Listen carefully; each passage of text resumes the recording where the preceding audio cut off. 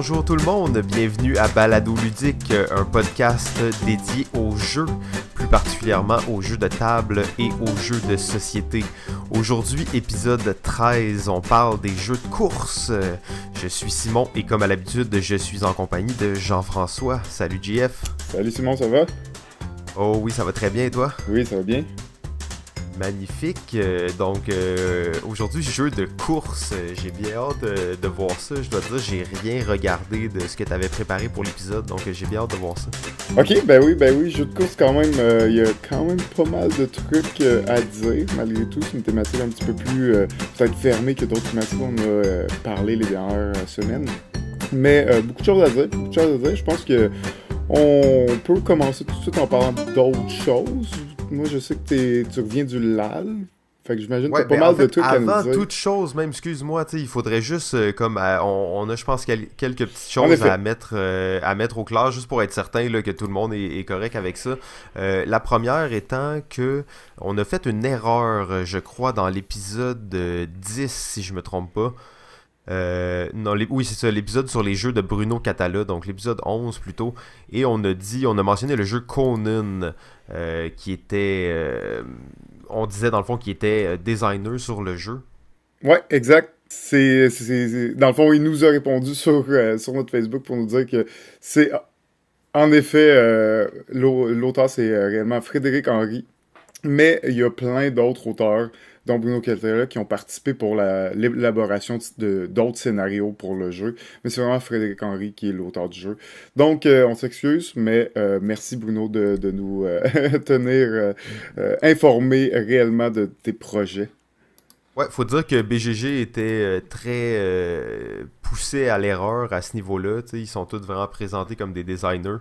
Mais oui, c'est ça, merci beaucoup. Et ça confirme que Batman, dans le fond, le jeu qui est sorti à SN, est fait par Frédéric Henry aussi. Exactement. Je pense qu'on a une nouvelle aussi à propos de jeux.ca. Tu veux en parler, Simon? Oh, ben oui, en fait, dans le fond, c'est très cool. Le site web jeux.ca, qui est un site de jeux, il parle de tout type de jeux, hein, jeux de rôle, jeux de table, jeux vidéo. C'est très intéressant. Dans le fond, sur les jeux, ont décidé d'avoir une nouvelle section podcast sur leur site web. Et le premier podcast dans cette section-là est Balado Ludique. Donc maintenant vous pouvez nous trouver sur jeux.ca. Pour ceux qui ne connaissent pas, je vous encourage à aller jeter un petit coup d'œil, à vous abonner à leur infolettre, et ils envoient chaque jeudi une infolettre sur le jeu. Alright, parfait, génial. C'est vraiment le fun pour ça. C'est un site qui, je pense que ça fait à peu près 1 an qu'il existe, et il y a quand même beaucoup de roulements dessus. Beaucoup d'articles aussi écrits. Donc, on est content de participer à ça, puis d'être présent sur leur site, continuer à faire rayonner ce site-là aussi en même temps. Donc, jeu.ca, allez regarder ça. Ouais, très cool, et merci beaucoup justement à jeu.ca de nous diffuser sur leur site web.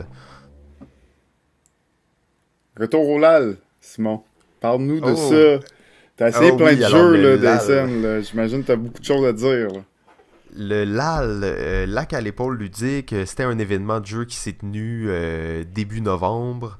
Donc un événement qui est organisé principalement par les gens du Randolph en fait, et ils reviennent des scènes avec plein de nouveautés, plein de nouveaux jeux. Les gens se rassemblent, une centaine de personnes dans un chalet.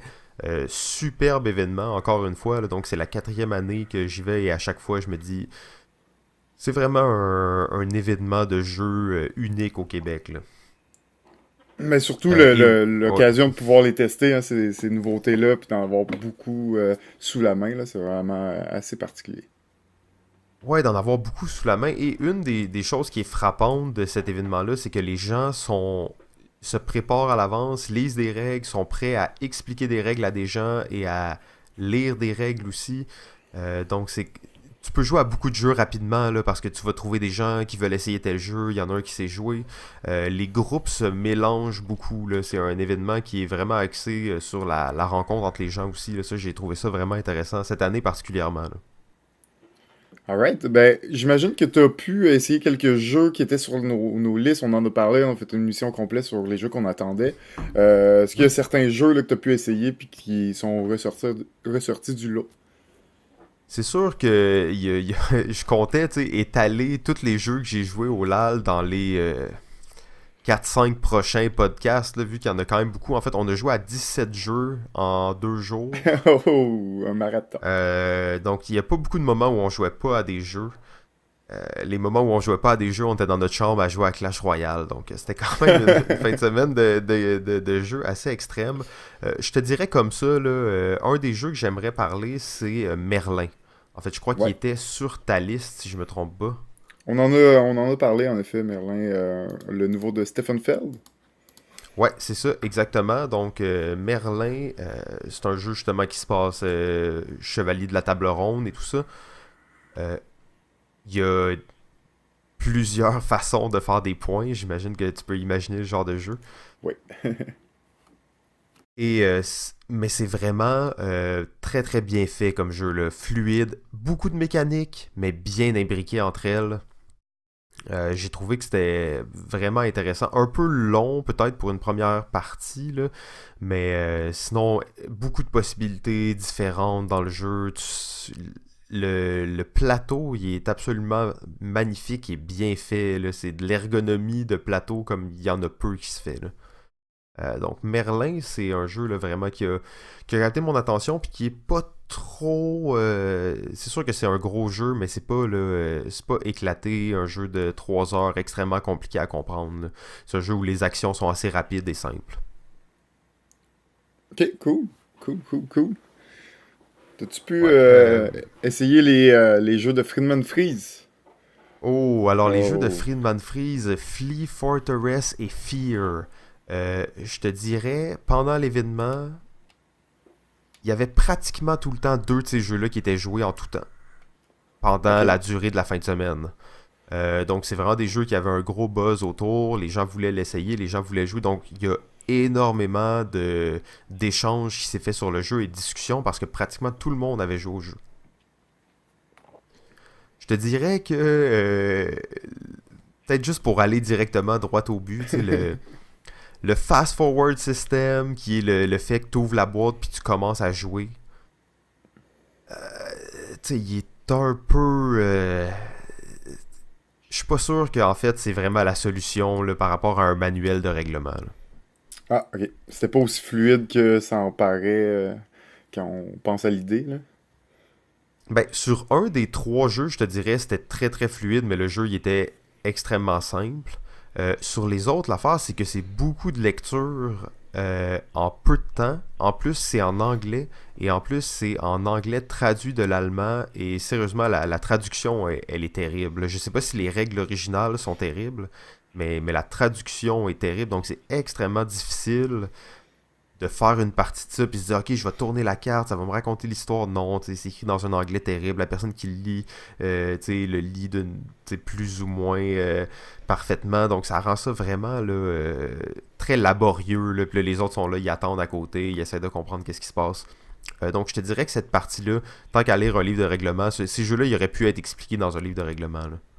Ah, ça aurait peut-être rendu l'expérience plus justement fluide, moins de bugs de lecture puis de temps d'attente, j'imagine. Ouais, c'est ça, exactement. Sauf que je te dirais, la plupart de ces jeux-là, c'est l'aspect aussi de le rejouer est un peu limité, là. Ah, ok. Tu sais, il y a des jeux là-dedans que... En fond, on a joué les trois pendant 1 heure et demie chacun, à peu près. Ah, quand même. On en a fini deux, et qui étaient compétitifs, et celui coop, on l'a pas terminé, on s'est rendu un peu plus que la moitié. Mais tu sais, une fois que tu les as joués, c'est un peu. Tu vas-tu vraiment rejouer à ces jeux-là? Est-ce qu'ils sont assez bons pour que tu te dises ah ouais, tu sais, je vais rejouer une série complète de ce jeu-là? Ça, c'est à voir, là. Il y en a un particulièrement, en fait, là, je parlais en général, mais Fortress, excellent, excellent jeu. Un petit jeu d'attaque, si on veut, là, où tu vas attaquer un autre joueur, mais super bien fait. Très simple. Et celui-là, réellement, tu peux jouer une partie, c'est juste qu'une partie, réellement, ça dure le temps que tu as fini le paquet. Donc, ça dure à peu près 1 heure et quart. Alors que là, il dit, tu peux le faire en 15 parties, saver ta partie, mettre ça dans un sac, dans une boîte. Ah Si ouais. tu recommences une partie, là, tu vas juste remettre tout comme c'était. Là, ça a tellement peu d'incidence là-dedans que c'est pas, tu sais, les deux caractéristiques du jeu qui sont le fait que c'est un Fable system et le fait que c'est un fast-forward system. Dans le meilleur de ces jeux-là, elle est plus ou moins nécessaire, je te dirais. Fait que le Fable system est pas vraiment présent, dans le fond. Tu dis que le jeu est pas assez long pour que ça marche, vraiment, ce système-là. Ouais, ben là, Flea, ça c'est la particularité. Dans le fond, Flea, c'est celui qui est coopératif. Donc, celui-là, je ne sais pas s'il y a vraiment une rejouabilité parce qu'on l'a pas terminé. Mais justement, on a joué pendant 1 heure et demie, on l'a pas terminé et ça c'est cool parce que c'est difficile. Mais le fast-forward system dans celui-là, c'est vraiment le pire en fait. Parce qu'il y en a beaucoup, puis c'est long, puis là, tu sais, dans les 30 premières cartes que tu piges, t'en piges 10 que c'est des règles, recto verso, écrit tout petit, tu sais. Sauf que le jeu, il est vraiment bon, mais il est difficile d'approche à cause de ça, là. Ok, bon. Bon, c'est peut-être pas ce qu'on s'attendait exactement de ces jeux-là, hein. Non, c'est ça, tu sais, j'étais un peu déçu, mais en même temps, ça reste quand même des trucs intéressants, là, tu sais, comme je veux vraiment pas trasher ça, c'est vraiment des jeux que j'ai aimés, tu sais, on les a tous joués, là, donc j'étais quand même excité de voir où ça allait, tout ça. Bon, ça reste un peu expérimental, là. Ouais, c'est pas surprenant venant de Friedman Freeze, là. On peut voir aussi que le Non, système avait l'air un peu spécial, là. C'est non. son genre d'expérimenter, hein. Ouais, tu sais, deux systèmes en un, c'est quand même assez extrême, là. Fait que tu veux-tu nous en parler d'un autre peut-être qui t'a donné meilleure impression après y avoir joué? Oui, ben oui, ça, je voulais pas parler des mauvais jeux, là, tu sais, parce que Non, mais il je fallait prétends en vraiment pas parler, que là. Il fallait en c'est des parler, on n'avait mauvais pas le jeux, choix, là, là. mais oui, c'est ça, on n'avait pas le choix, là, c'était au sujet.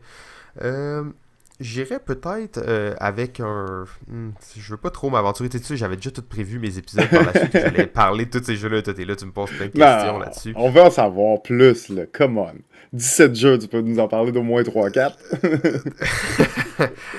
Ok, c'est bon. Je vais parler du jeu Mini Rails. Mini Rail, ok.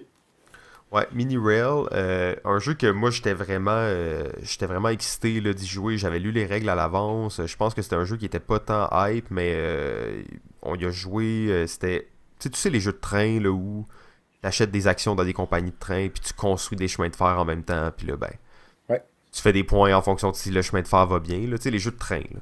ouais, ça c'est clair. Ça, c'est vraiment ça le concept, sauf que ça. Tu sais, ces jeux-là, souvent, c'est des jeux qui sont assez longs et massifs.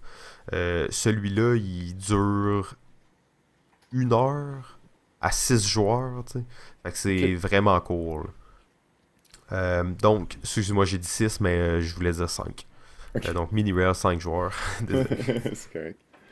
Mais, tu sais, vraiment, c'est ultra cool parce que tu fais 6 rondes dans le jeu. Puis à chaque ronde, tu as 2 actions possibles. Mais en fait, à chaque ronde, tu vas faire 2 actions. Puis tu les fais dans l'ordre que tu veux. Mais tu vas faire l'action acheter un action d'une compagnie ou construire un chemin de fer.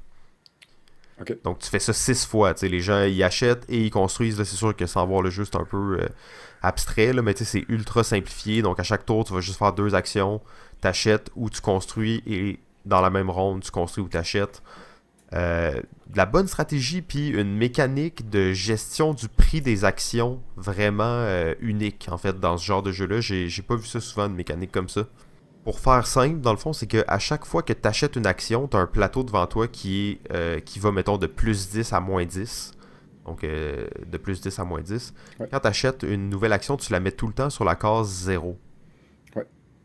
Et là par la suite, quand tu vas construire, il y a des petits points là, sur la map. Là. Dans le fond, si tu construis du bleu sur X tuiles, ça va, mettons, monter la valeur de l'action bleue de 2. Ok. Ou, tu sais, il y a d'autres tuiles que ça va la faire descendre de 1. Et là, tout le monde qui a des jetons bleus d'action sur la tuile, sur son plateau, sur son portefeuille, dans le fond, là, il baisse ou il monte. Donc, les gens, ils ont plein d'actions de la même sorte, mais qui ont des valeurs différentes. Et toi-même, tu peux avoir deux actions de la même compagnie qui ont des valeurs différentes parce que tu les as achetées à différents moments, tu sais. Donc, si tu achètes une action au début de la partie, elle a vraiment la chance d'être influencée souvent. Alors que celle que tu achètes au dernier tour, elle a des chances de même pas bouger de zéro. Ouais, donc je sais pas si c'était parfaitement clair, mais bon. Mini Rail, un jeu vraiment intéressant là, pour ceux qui aiment les jeux de train, justement, mais qu'ils n'ont pas nécessairement 3 heures à mettre là-dedans. Là. Nous, on a joué, personne n'avait jamais joué, puis ça a duré 1 heure et quart à peu près. Là. Ok, cool. Intéressant. Tout le temps le fun. J'en ai entendu parler. Je sais qu'il y a quelques autres jeux de train qui sont sortis là, un peu au même Ouais, moment. Là. il y en avait plusieurs, en fait, d'ailleurs, dans les bibliothèques. Ouais, c'est ça, j'ai cru voir là, qu'il y avait plusieurs nouveautés, là, quelques nouveaux buzz là, dans les jeux de train. Tout le temps, une thématique intéressante, ça. Peut-être que va falloir qu'on en parle un jour ou l'autre. Oui, c'est une thématique qui existe. Bon, ben en fait, toi, t'étais pas au LAL, mais j'imagine que t'as quand même joué à un ou deux petits jeux qui valent la peine d'être mentionnés. Oui, quand même, j'ai pas pu être présent, mais j'ai quand même eu la chance d'en essayer un dans le fond, tous les deux, on n'avait pas joué, qu'on voulait vraiment essayer. C'est le jeu Great Western Trail. Alors, c'était un des jeux là, nominés pour les trois listes qu'on n'avait pas joué là, dans la section passionnée. Ben, j'ai eu la chance de l'essayer. Great Western Trail, en fait, c'est un jeu où on va avoir un deck de cartes qui va représenter notre bétail qu'on va vouloir aller vendre. On a un petit cowboy qui va se promener sur le plateau et qui va faire un peu, pas l'aller-retour, mais il va partir du début du plateau pour se rendre jusqu'à la fin du plateau. Quand on se rend à la fin, c'est là qu'on va vendre notre main de carte et on va recommencer au début pour refaire le trajet. Quand on se déplace, ben, chaque case où on va se déplacer va nous permettre de faire différentes actions. C'est un jeu quand même là, très qui paraît très simple parce que en réalité à ton tour ce que tu fais c'est tu déplaces ton cowboy. Massif. Ouais, c'est ça exact, mais je te dis le jeu c'est littéralement à ton tour tu déplaces ton cowboy et tu fais une action du lieu où tu es ou une des actions de base que tu peux faire. C'est comme ça Ok. a l'air vraiment simple, mais pourtant c'est il y a beaucoup de choses à décortiquer, beaucoup de petites règles, beaucoup de symboliques en fait, c'est surtout l'iconographie qui est à décortiquer au début, mais elle est vraiment bien faite. Une fois que tu la comprends, c'est clair. T'as pas vu un symbole, mais quand tu comprends les symboles, tu regardes le symbole et t'es capable de savoir qu'est-ce que ça veut dire. Fait que c'est vraiment bien fait, mais il y en a énormément, et là, ça, c'est un peu une barrière à l'apprentissage, à la compréhension du jeu. Ça nous a quand même pris un petit peu, un bon petit moment là, avant de décortiquer tout ça, puis de bien comprendre les interactions. Jeu vraiment, tu sais, l'auteur, c'est l'auteur du jeu Isle of Skye qui avait gagné le Spiel, le Kenner Spiel de Jarès il y a 2 ans. Donc, il nous présente un jeu là, beaucoup plus massif, beaucoup plus... c'est très, très euro. Là, on s'entend, c'est un jeu de points de victoire, mais où il y a 10 façons différentes de faire des points de victoire. Là. Ton bétail te rapporte des points. Les villes dans lesquelles tu as été investi vont te rapporter des points. Il y a énormément de choses. Tu as un plaquette de joueurs que tu vas faire évoluer donc pour avoir des meilleures actions qui vont aussi pouvoir te rapporter des points. Donc, énormément d'endroits où on peut faire des points. C'est vraiment intéressant. J'aime beaucoup l'aspect là, du fait que tu te promènes sur le plateau, tu vas faire des actions. Évidemment, au début, sur le plateau, il y a quelques bâtiments. Et une des actions possibles, ça va être de construire nos bâtiments sur le chemin. Quand tu construis les bâtiments, ben, il y a juste toi qui peux les utiliser. Donc, ça ralentit les autres joueurs. En plus, ça les coupe de faire l'opportunité de faire certaines actions. Donc c'est vraiment aussi un jeu qui évolue durant la partie, qui va vraiment changer un peu, le plateau va évoluer, puis le fait que tu traverses le plateau, que tu commences au début, c'est pas quelque chose qu'on voit si souvent. Ça me faisait un petit peu rappeler le jeu qui est sorti il y a quelques années, Lewis and Clark, ou un petit peu peut-être Hmm. le voyage de Marco Polo aussi. Sont déjà un petit peu similaires là, parce que l'aspect de parcours de plateau est super important et que le plateau, les actions du plateau peuvent évoluer. Donc, Great Western Trail, je comprends pourquoi il est dans les nominés. Pour vrai, c'est un jeu que j'ai vraiment envie de rejouer. On l'a juste essayé à 2 joueurs. Je pense que à 3 ou à 4 joueurs, l'expérience est quand même différente, peut-être un petit peu plus. 4 heures. Ben, c'est pas c'est pas tant une question de longueur de jeu. Oui, c'est quand même 2 à 3 heures de jeu. Surtout une question là, de bien comprendre. Là, c'est vraiment ce qui nous a pris le plus de temps, c'est bien assimiler les règles, bien comprendre là, comment faire toutes les actions, puis comment l'interaction du jeu marchait. Aussi, ben évidemment, c'est un jeu où j'ai joué une fois, donc en jouant, je me rends compte qu'il y a des choses, des stratégies que je voulais faire, puis que c'était peut-être pas la bonne idée, puis qu'il y a des stratégies dans lesquelles j'ai pas investi et que c'est quand même très important. Comme le track de chemin de fer, faire avancer son petit train durant la partie pour aller visiter des stations. C'est assez important, ça peut faire une grosse différence dans la partie. Fait que, donc, pour les amateurs de jeux euro, pour les amateurs de jeux complexes avec de la rejouabilité, évidemment, comme le plateau est un peu modulable, ben, chaque partie peut être différente par rapport à l'emplacement des bâtiments. Et même que un des trucs vraiment cool, c'est que tu peux faire des genres de combos avec tes bâtiments. Parce que tu peux placer un bâtiment, ça te donne une action, mais après ça, ça te fait avancer. Mais là, quand tu fais avancer, tu fais une autre action. Donc, tu as une espèce de système de combo possible avec les actions. Et en plus, il y a un aspect de deck building dans le jeu. Parce que tu as ton troupeau, puis tu vas comme acheter du Parce nouveau que ça troupeau. prend bien plus de mécanique, là. Ouais, c'est ça, exact. Ça fait que c'est un peu un ramassis de plein de mécaniques différents. Surtout, bon, on parlait des deck building la semaine passée. C'est un jeu qui utilise la mécanique de deck building sans que ce soit l'aspect principal. Il y a vraiment d'autres choses. C'est vraiment pas la mécanique de base, mais elle est présente, elle est là. Puis les actions possibles dans le plateau, c'est justement ben, discarter des cartes de ta main pour en piger des nouvelles, essayer d'avoir le meilleur, les meilleures cartes de bétail dans ta main pour vendre au plus gros prix quand tu arrives au bout du plateau. Donc super intéressant. Great Western Trail en nomination pour les 3 listes cette année. Je le recommande fortement. Puis tu penses qu'il y a des chances après y avoir joué ou... Ben, je je pense qu'il y a quand même des chances. Malheureusement, je pense qu'il y a comme trop des autres gros jeux qui ont comme trop buzzé. Pour que, tu sais, je pense que Terraforming Mars et Scythe a quand même peut-être plus de chances de gagner malgré tout que Great Western Trail. Je pense pas qu'il peut-être se démarque assez par rapport aux deux autres, qui sont plutôt originaux, plein de nouvelles mécaniques. Là, c'est il n'y a rien de vraiment nouveau, c'est plus des trucs qu'on connaît, des mécaniques qu'on connaît, mis ensemble d'une nouvelle façon. Tu sais, rien de révolutionnaire, mais vraiment un beau résultat, vraiment un beau produit quand même. Je voterai pas pour lui malgré tout, mais c'est pas pour rien qu'il est nominé. Là. Je comprends bien pourquoi. Là. Vroom, vroom. Oh shit. Non, ouais, non, là, c'est bon, là, je pense qu'on est prêt. Je voulais pas couper ce sec, là, tu sais. J'ai vraiment hâte de jouer à Great Western Trail, mais là, je me disais, on On est est là rendu pour là. Là. parler de voitures. On est rendu là. Alors aujourd'hui, on parle de voiture. On parle pas de jeux de voiture, on parle de jeux de course. Et c'est justement. Oh, moi, je pensais que c'était des chars. Ben voyons, attends.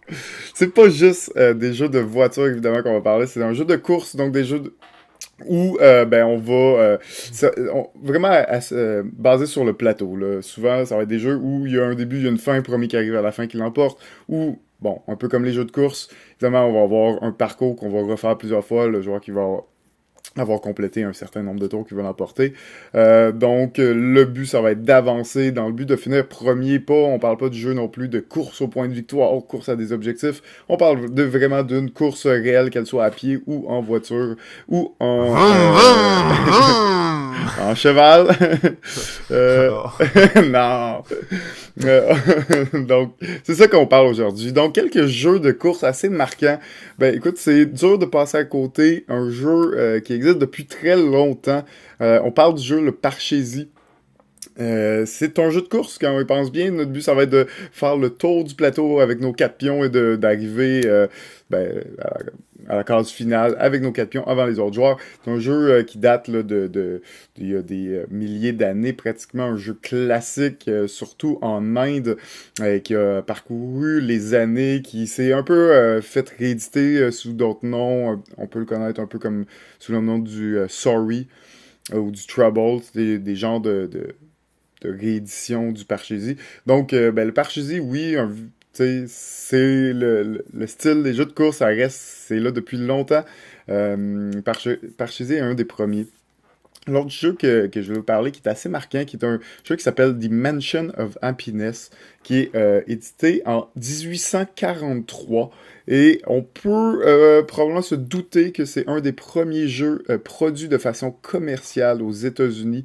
Et c'est le premier jeu de la compagnie Parker Brothers. Alors, 1843, c'est pas une jeune compagnie. Parker Brothers, c'est une compagnie qui a été dans les premières à faire l'impression de jeux un peu plus commercial avec des machines. Dans le but de la commercialisation, c'était le début de l'industrialisation. C'est pas pour rien. Donc, Mansion of Happiness, en gros, c'est un jeu, tout simplement, un genre de spirale. Notre but, ça va être d'arriver le premier au centre de la spirale et on va se déplacer sur des cases vraiment, vraiment basées un peu sur les vertus de la Bible parce qu'on va voir, on va tomber sur les cases d'honnêteté et de bonne conscience, là, pas de bonne conscience, mais tu sais, des cases comme ça, là, bonnes, qui vont nous faire avancer, ou des cases où on est plus cruel ou ingrat, qui va nous faire reculer sur le plateau. Donc, on s'entend, là, c'est un roll and move classique, rien de très original, mais c'est un jeu de course, un des premiers jeux, là, donc ça a été fait éditer professionnellement, The Mansion of Happiness. Sinon, l'autre jeu que je veux vous parler, c'est il y a plusieurs noms. Là, je l'ai sous le nom de Steeplechase. C'est un peu un jeu classique, là. On peut le voir, on peut sûrement voir ce jeu-là dans bien des brocantes, dans des places un peu antiques, là. C'est un plateau, un ovale, où c'est une course de chevaux. Puis on va tout simplement avoir notre cheval, rouler le dé, avancer, essayer d'être le premier à compléter le parcours. Euh, Rien encore une fois de très extraordinaire, sorti là, début 1900, mais qui reste un petit peu, clairement vous avez déjà vu ce plateau-là, il y a plein de couleurs, c'est en ovale, c'est quand même quelque chose qui reste là, marquant pour nous, donc Steeplechase. Sinon un autre jeu, là, très dans la lignée du Monopoly. Le jeu s'appelle Candyland en 1949, qui est encore une fois une course où on va devoir traverser un pays de bonbons puis arriver à la fin. Je sais pas trop, mais c'est Un classique. Un un classique. classique. Oui, c'est ça, exactement. C'est un gros classique malgré tout, avec une thématique là, un peu étrange, mais bon. Évidemment, accès un petit peu plus pour les jeunes, pour les enfants. Plusieurs personnes aussi ont grandi un peu avec ce jeu-là, un peu à l'image du Monopoly. Sinon, un autre jeu assez classique qu'on connaît encore de nos jours qui s'appelle... Vroom, vroom. T'es content, hein? C'est un jeu de char. Le mille bornes. Alors, le mille bornes, ben, c'est vraiment tout simplement un jeu de cartes où on va devoir avancer en jouant des cartes de 1000 à l'heure et promis qu'il va avoir atteint quoi, 1000 à l'heure ou je sais pas trop. Une certaine distance va remporter la partie. Classique encore, vendu de nos jours. 1954, pas un jeune jeu, mais qui aura marqué notre imaginaire. Sinon, un autre jeu marquant, peut-être un peu moins connu, c'est le jeu Le Lièvre et la Tortue, sorti de ce que je peux voir en 1973 officiellement. Mais j'en parle là, particulièrement parce qu'il est le premier gagnant du Spiel de 1979. Donc, ce Ouh. fameux festival à Essen qui se déroule à chaque année, qui existe depuis 1979, eh bien, ben, c'est Le Lièvre et la Tortue qui a gagné la partie, qui a gagné ce premier concours-là. Et c'est un jeu ben, de cartes, en fait, où il y a un parcours, il y a un plateau, on va jouer des cartes qui vont nous faire avancer. Donc, au lieu d'être le classique un peu plus roulement de dés, ben là, ça va être vraiment les cartes. Fait qu'on va pouvoir choisir quelle carte, de combien on va pouvoir avancer. Donc déjà, un petit peu plus intéressant là, que ce qui existait beaucoup à l'époque.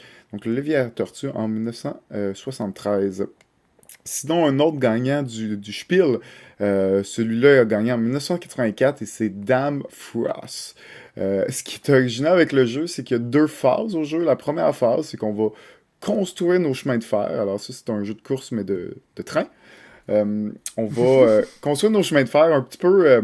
En fait, on va avoir des crayons et on va dessiner sur le plateau pour créer nos chemins de fer. Alors, j'imagine que ça te fait penser à un jeu, Simon? Ouais, c'est Empire Builder, mais ça, c'est ce qu'on appelle, je crois, le Crayon Rail System. Ouais, ben c'est ça exact. Donc basé un peu sur le, comme tu dis, sur le jeu Empire Builder qui est sorti après, dans le fond, Dumfries est un petit peu plus jeune que Empire Builder. Et ben c'est ça, dans le fond, on va investir dans les chemins de fer pour faire des liens entre les villes. Et une fois que c'est fait, la deuxième phase, ben, on va tourner des cartes. Ils vont nous dire, OK, tu te rends toi de tel point à tel point. On va essayer de le faire le plus vite possible. Des fois, il va falloir emprunter les chemins de fer des autres joueurs, donc leur payer une dividende. Donc, quand même assez original aussi comme concept, un jeu en deux phases aussi, où on écrit sur le plateau directement. Assez précurseur là, pour 1984. Ça, c'est Damn Frost. Ensuite, un autre là, qui je vais mentionner parce que c'est un jeu un peu de mon enfance, si on veut, que j'ai joué quand même beaucoup. J'ai beaucoup de bons souvenirs de ce jeu qui s'appelle Race to the Roof. Où on va partir en bas d'une maison et on va monter les étages et dans le but d'être le premier rendu au grenier. Ça reste un jeu bon beaucoup basé sur la chance, mais qui m'a vraiment marqué là. Il y a quand même un jeu de 1974. Il n'est pas jeune, mais c'était un autre jeu de course. Sinon, je pense que lui est un petit peu plus connu. C'est le jeu Fireball Island. T'as vu ça passer? Fireball Island, en fait, si je me trompe pas, ils viennent d'annoncer qu'ils allaient faire une édition de luxe, là. Oh, ils se font rééditer, là. Ouais, j'ai des choses à dire à propos de ça, d'ailleurs. Mais oui, ils vont se refaire éditer, là, assez bientôt, là, de 2018, là, probablement, on va revoir ce jeu. Fireball Island, qui est un jeu un peu jouet, c'est-à-dire que le plateau, c'est un espèce de gros volcan. Et nous, on va essayer d'être le premier joueur à monter en haut du volcan, mais évidemment, le volcan nous pitch des boules de feu dessus, va nous faire reculer sur le plateau et, ben, c'est ça, nous causer des problèmes à monter le volcan. Gros jeu, là, assez classique, connu dans le style un peu Mousetrap, tout ça, mais qui me semble quand même plus intéressant là, que Mousetrap, malgré tout. Euh, ben, en fait, je vais finir avec quelques petits jeux là, de course qui ont été un petit peu plus, qui ont été marquants aussi, fin des années 80, début 90. On parle du jeu AV César, Formula D, Pitch Car et Top Race, qui sont pas mal tous des jeux de course de voitures, là, à part AV César, évidemment, qui tu sais, il y a quand même beaucoup de jeux de course de Formule 1 qui sont sortis, surtout dans les années 80-90, là, on peut voir une quantité un peu phénoménale de cette thématique-là, qui est moins présente, je dirais, de nos jours, qui est encore là, qui en a encore certains jeux qui sortent, mais peut-être un petit peu moins présents pour différentes raisons, on y reviendra, mais voilà quelques jeux marquants là, de la thématique, les jeux de course à travers les années. Oh, yeah, ben merci beaucoup, GF, pour ça, là. Ça m'a fait découvrir le jeu Mansion of Happiness que j'ai vraiment hâte d'essayer. Bonne chance pour le trouver.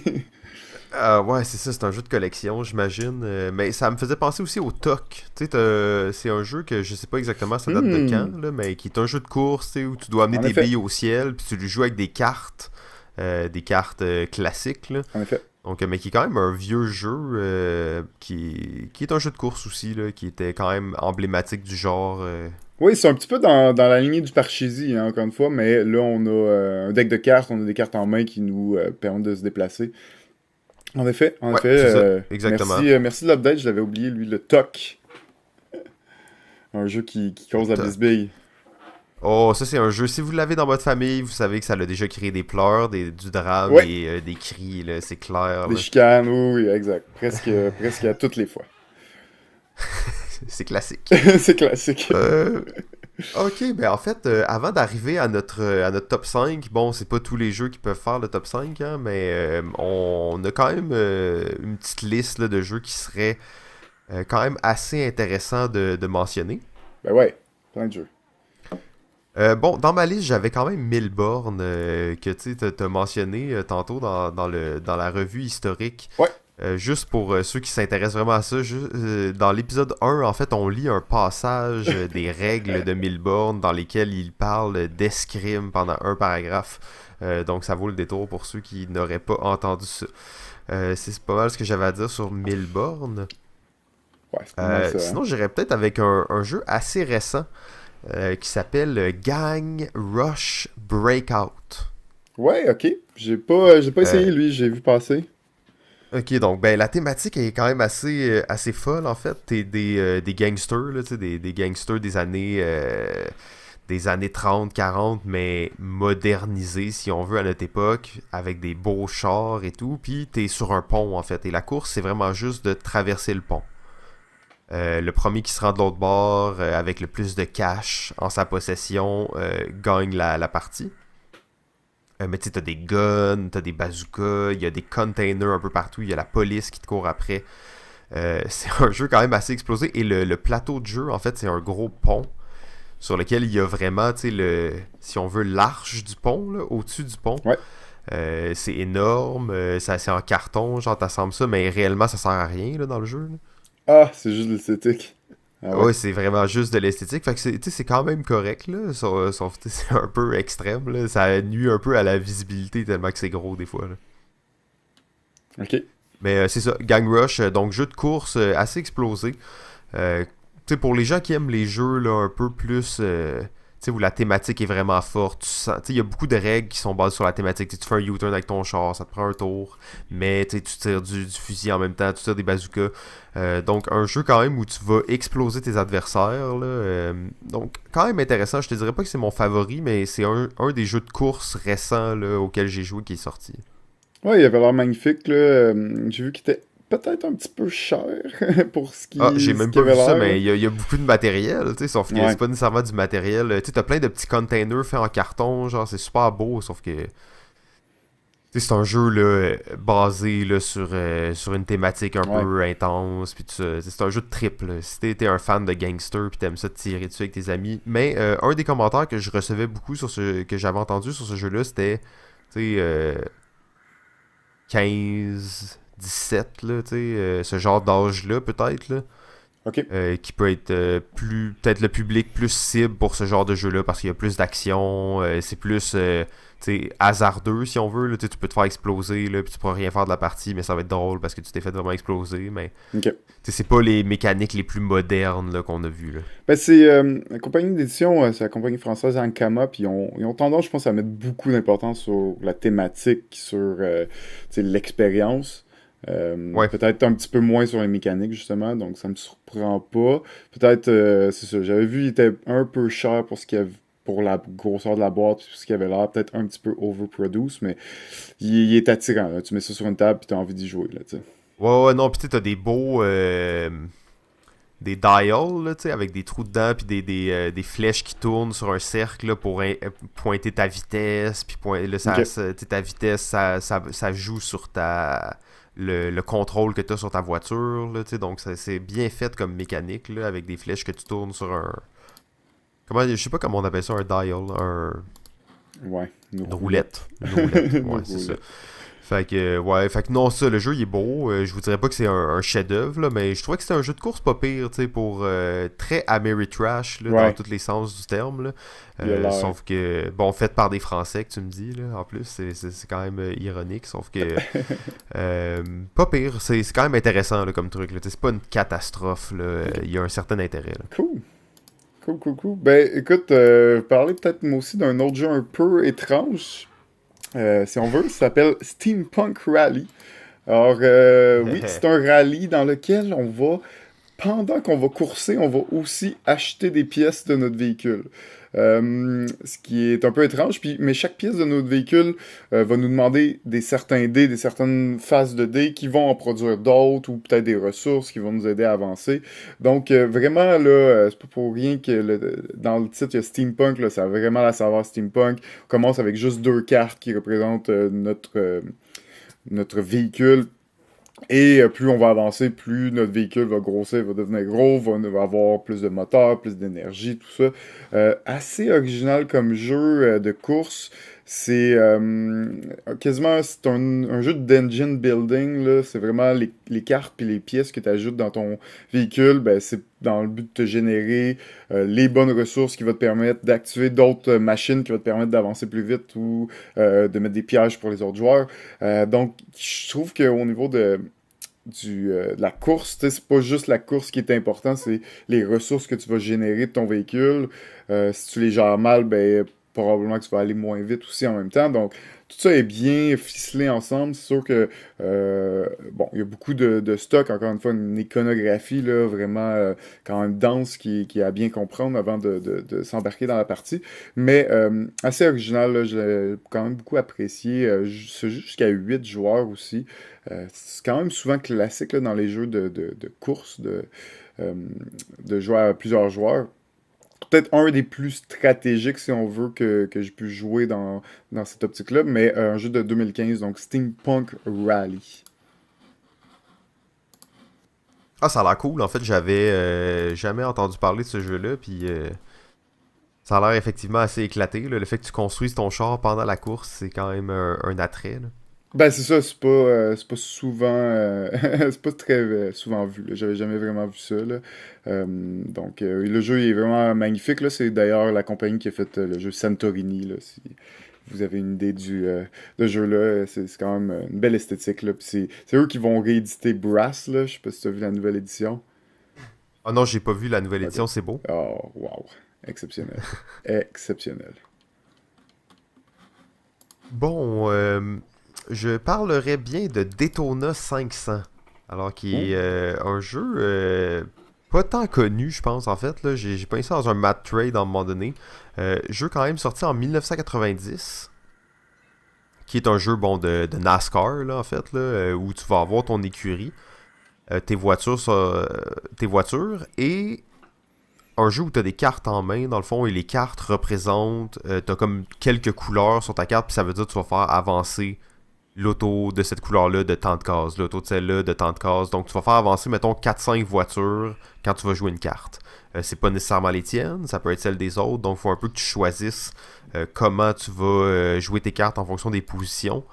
Et comme dans tout bon jeu de NASCAR, là, il y a un gros concept d'aspiration, en fait, où il va y avoir des pelotons qui vont se créer et tout ça. Ultra simple en fait, puis il y a plein de jeux de course là, qui utilisent cette mécanique-là. Je pense pas, je serais pas prêt à dire que c'est le premier là, à avoir utilisé cette mécanique-là, mais c'est un des vieux que je connais qui a une mécanique aussi stratégique que ça. Là. Daytona 500. Ouais, ok, ben c'est drôle, ça me fait vraiment beaucoup penser à un autre jeu. Ouais, Euh, ben c'est un jeu que t'avais parlé il y a pas longtemps, en fait, je me rappelle juste pas du nom, là, mais... ouais, ben, je voulais pas en parler là, parce qu'on va en parler tantôt, mais ouais, c'est le jeu Downforce. Ah oui, oui, c'est ça, t'en avais parlé la semaine dernière, puis ça m'avait fait vraiment penser à Daytona 500, en fait. Ouais, ben, je comprends. Je comprends pourquoi. Ouais, ouais, on va pas en parler tout de suite, là. Oups. Oups! Ok, peut-être t'as un autre jeu de course que t'aimerais parler? Ouais, exact. Ben, dans le fond, on va pas en parler tout de suite. C'est un jeu un peu particulier, peut-être dans les jeux de course, Oh, là. un des favoris de De l'émission, un petit un. chouchou ici. Exactement. Donc, le jeu Expédition Northwest Passage de l'auteur Yves Tourigny. Alors, j'ai vu que tu l'avais aussi sur ta liste, donc je me suis dit, on va en parler un peu. C'est pour moi son plus gros jeu là, qu'il a fait là, jusqu'à maintenant. Donc, Northwest Passage, c'est un jeu où, en fait, on va devoir aller chercher quelqu'un pris en Antarctique, donc faire notre chemin avec un bateau. Là, je sais pas c'est quoi les années d'ailleurs. Je sais pas si tu as ça en tête, Simon. Là. Euh, Non, mais pendant que tu continues d'expliquer, je vais te revenir là-dessus, en fait. en fond, c'est pas mal où on commençait à faire des expéditions dans l'Antarctique. 1845, excuse-moi. 145, ouais, merci. Pour découvrir là, cet endroit-là, ben là, notre but, c'est d'aller récupérer quelqu'un là, qui se serait échoué en Antarctique. Donc, de traverser le plateau, aller le chercher et revenir de l'autre côté. Vraiment, ce qui est le fun là, dans le jeu, c'est justement que tu vois pas la glaciation, mais au début, il y a juste un petit peu de glace et beaucoup d'océan à un certain point. Ton bateau va être probablement gelé dans la glace de l'océan. Tu vas devoir sortir du bateau, prendre ton traîneau, puis là, pousser à Ah, bras ton pour... traîneau à Ton chien. traîneau à chien, mais pas de chien, quasiment, là. Je sais pas s'il y en a, Non, en c'est tout cas. vrai, c'est vrai. Mais il doit en avoir, là, parce que ça n'a pas rapport. Mais tu sors de ton bateau, tu t'embarques dans le traîneau, puis tu continues la traversée pour aller de l'autre côté du plateau. C'est un jeu aussi là, où tu te promènes, tu vas aller récupérer différents symboles, éléments qui vont te rapporter des points de victoire. Tu sais, c'est pas peut-être pas aussi classique que les autres jeux, là, dans le sens que c'est pas le premier qui arrive qui gagne. C'est juste que le premier qui arrive d'un côté du plateau va faire plus de points que les autres, puis le premier qui arrive, qui revient à son point de départ, va faire plus de points que les autres. Donc, C'est vrai que c'est pas vraiment un jeu de course, là. On devrait peut-être arrêter d'en parler maintenant. c'est peut-être un petit peu limite, mais ça reste qu'il y a cet élément-là. Puis tu pourrais décider de pas aller Oui. au premier côté du plateau puis complètement skipper la première étape, mais là, tu vas perdre quand même beaucoup de points en ne l'ayant pas fait. Donc, c'est ça, je suis pas... Désolé, j'en ai parlé beaucoup, là, mais vas-y. Ah non, non, mais tu l'as bien décrit, en fait. Selon moi, c'est un jeu vraiment unique, là, où... Et, tu sais, faut dire, c'est un jeu qui est basé sur un livre et sur une histoire vraie, dans le fond, là. C'est comme entre les deux, là. Mais je pense que tu ressens quand même bien ça en le jouant. Il y a une histoire dans le jeu. Et c'est quand même rare, les jeux comme... Tu sais, où c'est pas des gros jeux de thématique, là, mais où tu ressens vraiment l'histoire. Puis je trouve que dans celui-là, c'est très narratif comme jeu. Ouais, quand Puis même, en même malgré temps, tout. c'est. Ouais, ça, puis c'est pas un petit jeu, là, tu sais, dans le sens qu'il y a plein de mécaniques assez poussées, mais c'est ça, tu sens l'histoire. Et moi, je trouve que c'est un jeu excessivement sous-estimé, là. Je sais que toi, tu y as joué beaucoup plus que moi, en fait, là, mais selon moi, c'est un jeu beaucoup qui a pas nécessairement eu la renommée qu'il aurait dû avoir vu l'originalité du concept, là. Ouais, il est quand même passé pas mal inaperçu là, de ce que j'ai pu voir. Ça reste un jeu En plus, il est de... magnifique, là, tu sais, ça a Ouais. l'air d'un chef-d'œuvre, tu sais, je regarde la pochette, puis ça a l'air d'un chef-d'œuvre. C'est un jeu de 2010 aussi. Il date quand même là, de quelques années, mais en effet, après être sorti, il n'y a pas eu un gros buzz là, sur le jeu. Mais euh, aussi, ben, la première expérience, j'avais trouvé ça correct, mais après y avoir joué quelques fois, là, j'ai vu vraiment là, plein de trucs super intéressants. On construit aussi le plateau. Sur la partie, plus on Au fur et à avance, on mesure, va là. placer des tuiles qui vont déterminer le plateau. Puis là, tout l'aspect de glaciation est vraiment bien fait aussi. Là. C'est vraiment quelque chose d'original. Puis d'avoir comme deux véhicules que tu transfères d'un véhicule à un autre, c'était pas... Ouais, c'est quand même intéressant ça comme c'est mais ça, c'est ça rajoute vraiment à l'histoire là, tu sais justement ton exact. bateau, tu peux plus avancer, tu pognes ton traîneau à chier, Mais tu puis sais, là tu y vas, tu sais. t'as quand même la chance de faire les deux. Tu pourrais décider d'emmener ton bateau plus vers le nord puis rapidement tomber dans le traîneau parce que le traîneau, tu sais, dans le fond, tu te déplaces partout, il y a de la glace partout, alors que ton bateau est très limité par les îles puis les bouts de glace qu'il y a, donc peut-être des fois plus difficile, mais tu pourrais décider d'y aller quasiment complètement avec ton bateau, mais là, ça va peut-être te prendre plus de temps. Donc, il y a quand même plusieurs options. C'est assez original. Ouais, effectivement. Expedition Northwest Passage par Yves Tourigny. Je parlerais peut-être d'un petit jeu qui est comme semi-course, là, c'est limite, mais Twin Tin Bot. Ouais, ok. Ouais, c'est une course, ça, je me Euh, rappelais plus. Ben, en fait, c'est une course, mais dans laquelle tu dois aller chercher des objets, dans le fond, là.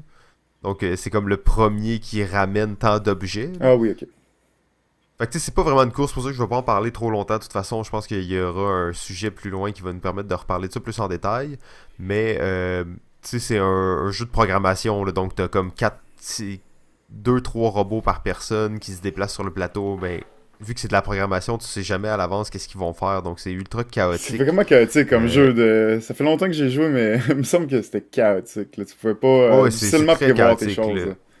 À deux, je te dirais que ça fait un peu plus de sens. Tu sais, ça a un côté stratégique où là, t'anticipes un peu, mais à 4 joueurs, là, il y a des robots partout, ils font n'importe quoi. Tu sais, faut que tu ramasses des petites pierres, là, puis tu sais, tu te les fais voler, tu les perds. Donc, c'est assez corsé comme jeu là, à ce niveau-là. Donc, Twin Tin Bot, c'est un petit jeu de course de robots, là. Alright, ben en parlant des jeux de programmation, un autre jeu de programmation que j'aime quand même bien, Hmm. classique, qui s'appelle River Dragon de l'an 2000, est fait par l'auteur Roberto Fraga.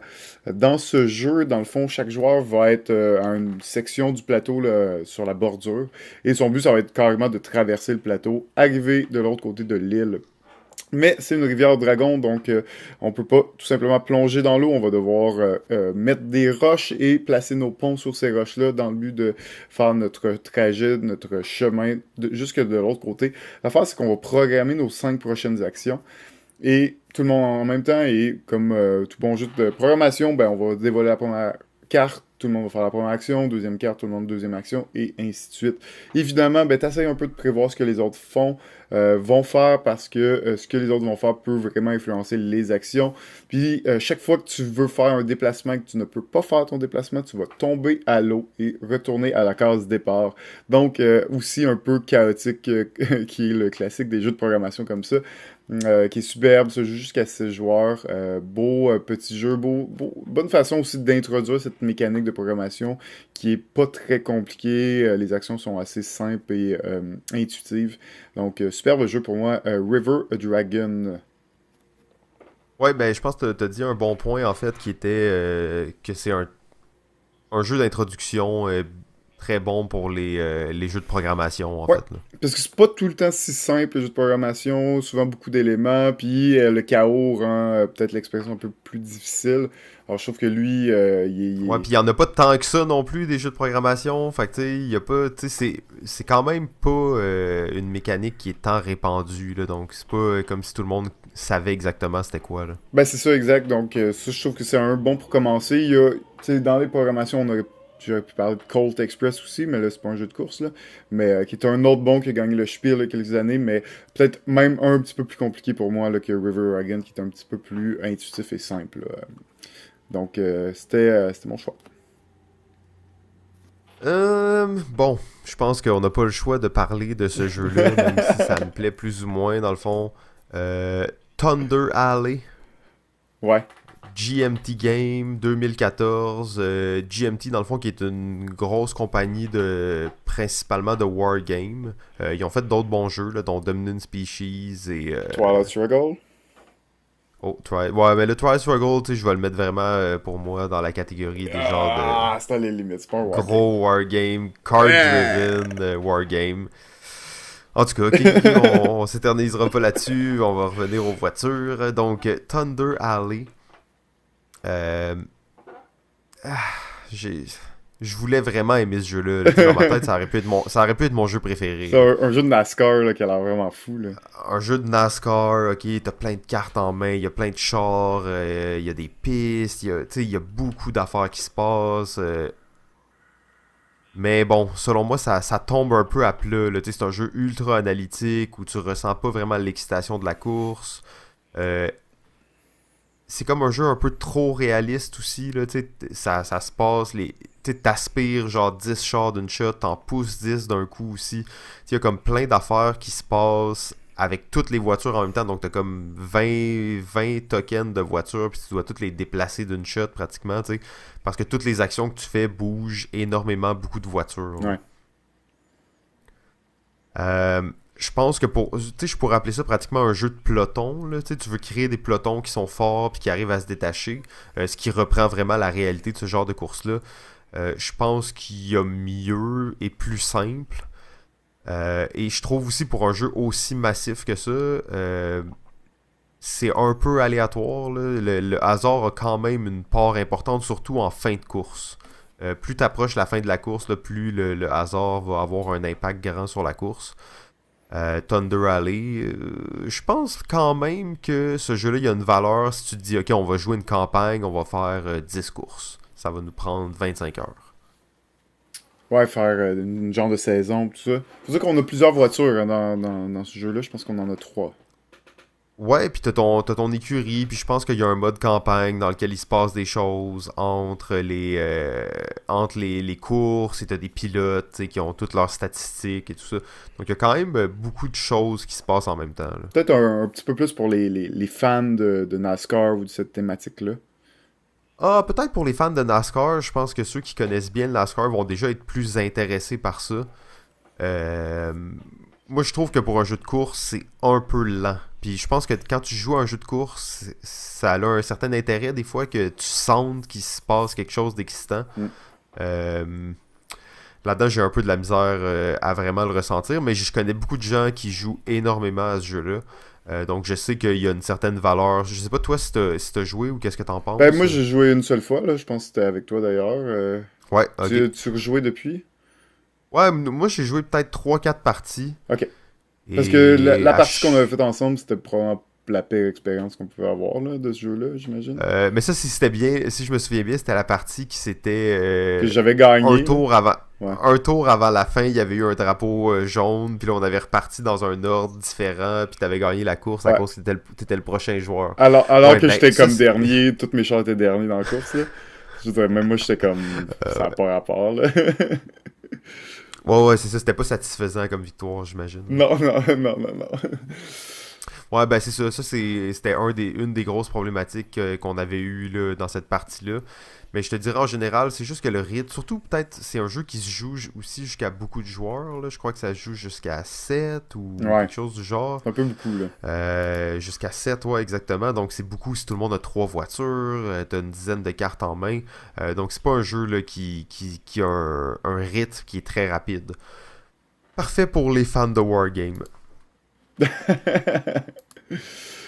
Ok, parfait. Thunder, J'espère qu'on se allez. fera pas trop d'ennemis avec ça. Hein.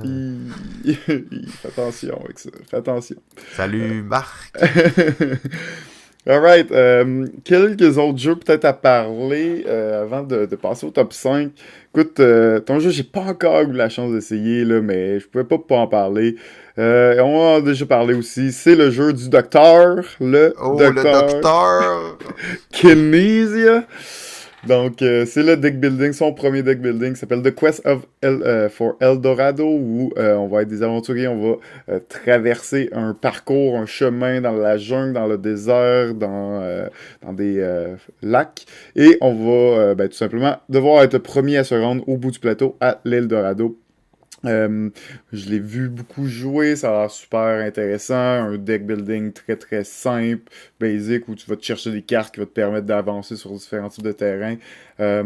Donc c'est aussi un jeu de course avec un deck building comme ça. Il y en a pas beaucoup à ma connaissance, donc je trouvais ça super intéressant comme jeu. Fallait que j'en parle de Quest for Eldorado. Ok, ben là je pense qu'on a quand même parlé de beaucoup de jeux déjà. Hein. On Ouais. a. Les jeux de course, il y en a plus qu'on pensait. Au début, on était comme ah, c'est assez pour faire un épisode. Il y aurait peut-être juste un dernier jeu que j'aimerais qu'on parle en fait. Je dis qu'on parle, en fait, je veux dire que tu parles. Ok. Dans le fond, on attendait que je joue à Pit Crew pour faire l'épisode sur les jeux de course. Et Tu y as pas finalement, je joué? n'ai pas joué. Mais voyons donc. Je n'ai pas joué à Pit Crew. Il était pas là. En fait, je comptais y jouer au LAL, mais il était pas sur place. Hmm. Donc, faut croire que c'était un jeu justement de Gen Con et non un jeu de SN. Ouais, exact. Donc, Tu manquais il la n'était vague. pas présent. Oui, il sortait à SN, mais tu sais, tous les jeux sortent à SN de toute façon. Il n'était pas réellement présent. Il était sorti avant. Donc, j'ai pas pu jouer. Fait que j'aimerais ça juste que tu nous en reparles un petit peu, nous mettre dedans. Peut-être qu'il aurait été dans mon top 5, mais là, bon, j'ai pas Écoute, joué. Pit Crew, dans le fond, ce qui est cool, c'est que tu disais tantôt, les jeux de course, faut qu'il y ait de l'énergie, faut que ça soit vite, tout ça. Ben, c'est pas mal juste ça, le jeu. Mais dans celui-là, on n'est pas le pilote, on n'incarne pas le courseur. En réalité, on incarne les gens du Pit Crew, du stand de ravitaillement dans une course, où, ben, dans le fond, 3 fois dans la partie, la voiture va s'arrêter au stand et notre but, ça va être de changer les pneus, réparer le moteur, rajouter de l'essence. Quelle bonne thématique! C'est excellent. Le plus vite possible, dans le but que notre voiture reparte plus vite et continue à avancer, à gagner la course. Et ben, à chaque... dans le fond, il y a 3 rondes, comme je disais, c'est des rondes en temps réel où on va avoir des cartes en main, de numéros et chaque élément, donc les pneus, l'essence, le moteur, ont des règles différentes. Là. Donc, placer des cartes toujours de valeur supérieure pour atteindre un certain nombre, placer des paires, placer, bon, ces mécaniques-là. Puis, tout simplement, tu as 3 cartes en main, on les joue. C'est temps réel, on peut se parler, ça va être des jeux en équipe de 2 ou de 3. On va essayer de placer nos cartes le mieux possible. Dans le jeu, tu as le droit de pas respecter les règles. Par contre, à la fin d'une ronde, on va évaluer notre travail fait sur la voiture. Et pour chaque erreur qu'on aurait faite ou pour chaque règle qu'on n'aurait pas respectée, ben tous les autres voitures vont avancer d'une case. Parce qu'il y a quand même un petit circuit de course où nos voitures vont avancer. Là. Donc, vraiment intéressant, 3 rondes comme ça, c'est 3 rondes en temps réel, on répare notre voiture, après ça on vérifie si on l'a bien fait, si on l'a pas bien fait, ben ça va évidemment ralentir notre voiture, après les trois tours, ben la voiture la plus en avant va l'emporter, donc vraiment une thématique originale de course, où on n'est pas le pilote en réalité, donc on voulait en parler de son jeu de party, hein, il joue jusqu'à 9, jusqu'à Ah 3 ouais, équipes, ok. parce que c'est des équipes de 2 ou de 3, puis il va y avoir 2 ou 3 équipes, donc à peu près tout le Hmm. nombre là, de joueurs de 3 à de peut-être 4 là, peut-être qu'en bas de 4 j'y jouerais pas, là, mais 4 à 9 là, il y a des modes là, qui sont intéressants, qui marchent bien. Donc vraiment original comme jeu, en effet, très rapide. Hein, tu sais, c'est vraiment le jeu là, où t'as pas le temps de niaiser, t'essaies de faire ça vite, finir avant les autres, puis pousser ta voiture pour qu'elle remporte la course. Super original comme jeu, là, pit crew. Ah ouais, et c'est important de mentionner, je pense que c'est un jeu de Jeff Engelstein, là, qui est Oui, ok. un auteur, dans le fond, qui a fait Space Cadet Space et Cadet, Dual Space Dice. Cadet et Space Cadet, autres extensions et mille autres trucs. Mais c'est un des auteurs que moi j'affectionne particulièrement. là. C'est pour ça que j'étais très excité sur Pit Crew. Là. Quand tu m'en parles, je suis comme, ah ouais, il faut que je l'essaye. Ouais, c'est ça. Pit Crew, en fait, ça m'a fait penser aussi, ça n'a pas vraiment rapport, mais cette thématique-là, ça m'a donné envie de voir un jeu sur, tu sais, le bobsleigh, là, quand ils partent, ils courent, là, puis après ils sautent dans le bobsleigh. Là. Ouais. Ouais, ça, un jeu sur juste cette étape-là, tu sais, du début, comme tu fais pas la course, tu fais juste pousser, sauter dans le truc, puis avoir le bon départ. En tout cas, ça m'a juste fait penser à ça. Mais Ouais, ok. C'est pas pire. on va travailler là-dessus, Ouais, là. on travaille On va là-dessus voir qu'est-ce qu'on peut faire prochainement. avec ça. Bon, fait que je pense qu'on a quand même ratissé large dans les jeux de course. Je sais pas si toi t'avais un petit dernier ou t'étais prêt à passer au top 5. Ben, tu sais, je veux juste parler de quelques classiques là, qui sont des jeux de course là, qui sont sortis là, les dernières années. Là, je voulais parler, juste mentionner vite vite le jeu Camel Up, qui est un jeu où on va parier sur une course de chameau, sorti jeu de l'année en 2014, donc super intéressant. Jamaica, qui est un jeu de pirate où on va faire le tour de l'île en essayant de ramasser des pièces d'or, attaquer les autres pirates. Et c'est pas une... Ben, tu sais, c'est une course dans le sens que si t'arrives premier, tu vas faire plus de points, mais il va y avoir d'autres façons de faire des points, donc aussi un système de course un petit peu différent. Un jeu que j'aime quand même beaucoup, qui est très simple, qui marche bien, qui est Cartagena. C'est un jeu de 2000, fait par Léo Colevini. Puis tout simplement, on a 5 pirates, il y a un parcours, on va jouer des cartes pour avancer. Notre but, c'est d'amener nos 5 pirates de l'autre côté du parcours. Donc quasiment un roll and move, mais avec plus de stratégie, plus d'options, un petit peu de tactique aussi à l'intérieur. Donc super intéressant. Le dernier, là, c'est un autre que j'ai pas joué. C'est un que j'ai pas joué, là, que j'ai vraiment envie d'essayer, qui s'appelle Snowtell. Puis Ouh. c'est un jeu de traîneau à chien. Fait que c'est vraiment un jeu de traîneau à chien où on fait une course de traîneau à chien, puis on va jouer des cartes des deux côtés de notre traîneau, là, dans le fond, qui représente la force qu'on va appliquer à au truc qui va guider les chiens, qui va guider comment on va glisser, puis comment ça va aider, puis nos traîneaux vont vraiment réellement glisser sur le plateau. On va essayer de prendre les courbes le mieux possible, jouer plus fort ou moins fort d'un côté, jouer moins fort d'un côté, plus fort de l'autre pour tourner dans le bon angle. Donc ça a l'air super bon. Ça fait longtemps que j'aimerais ça y jouer, j'aimerais ça tomber dessus. Jeu de 2008, donc de traîneau à chien, qui est le jeu Snowtail. Mais on s'entend que la thématique, elle est juste magnifique là-dessus. Là. Il n'y a pas assez de jeux de traîneau à chien, justement. Là. C'est tellement une bonne thématique.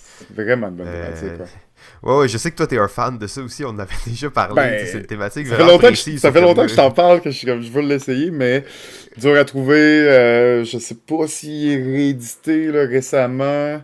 Je sais qu'il y a eu quelques autres éditions, mais là, j'ai un petit peu dur à trouver là en ce moment.